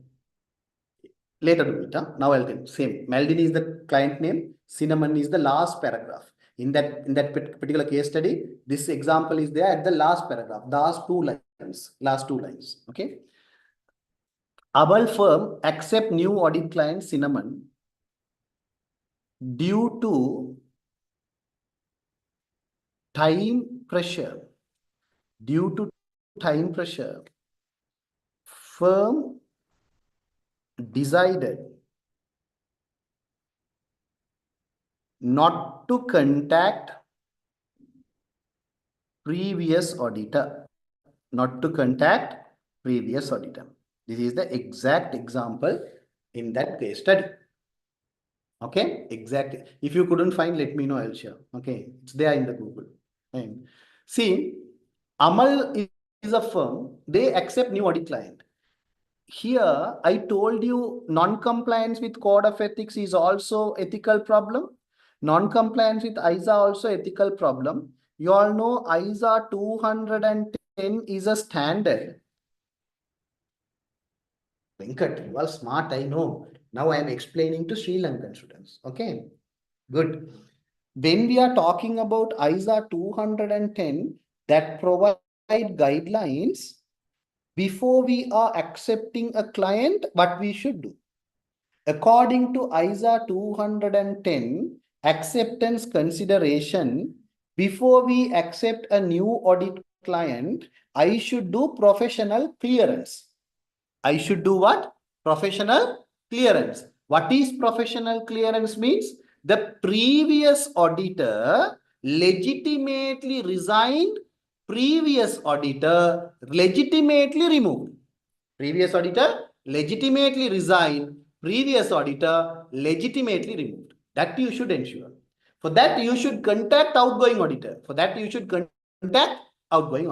See here, it is mandatory to contact outgoing auditor and perform professional clearance as per the standard. What they did here, they didn't contact. Therefore, in this scenario, there is no threat. In this scenario, what is there? Non-compliance with ISA 210. Now, some students might think, sir, whether all the standards will be tested like this? No. Mostly, ISA 210 and ISA 220 given in the case study. The case study, what are two standards will be given? Either ISA 210 issue or 220 issue only will be given. Right. Now, let's see how to write answer. Threat means you know how to write answer. This is the verb is risk, ethical risk, and the safeguard. Ethical risk and the safeguards. So when I'm talking about ethical risk, I should write like this. Concentrate. Amal, I'm talking about ethical risk. Amal, firm decided not to contact previous auditor due to time pressure. That is the issue. Then you can't write threat because it is not a threat. Acceptance consideration standard. If you can't remember the number, leave it. Acceptance consideration standard require to perform professional clearance. It's a non-compliance with the standard. Stop with that point. Then the reader will understand, okay, there is a non-compliance. It's an ethical risk. What is a safeguard? As Suren mentioned, auditors should perform professional clearance before accepting Cinnamon. That is a safeguard. Students, understood?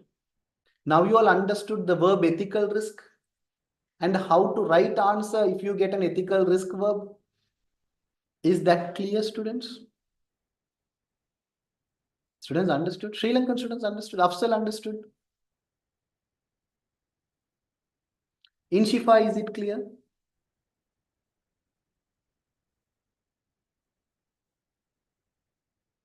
Saranya understood? Surya Prakash understood?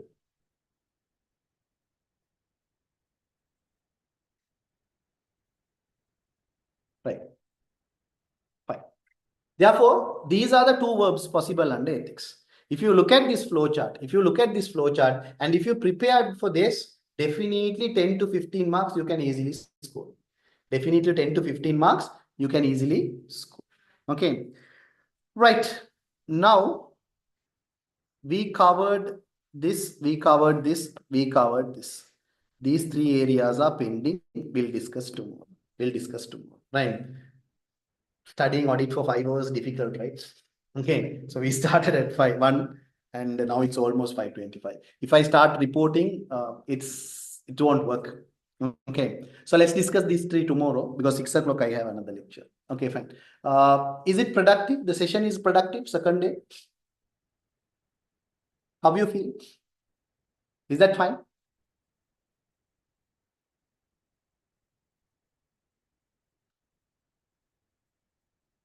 Okay, students, with that point, I'll stop for the day. We'll meet tomorrow. Thank you.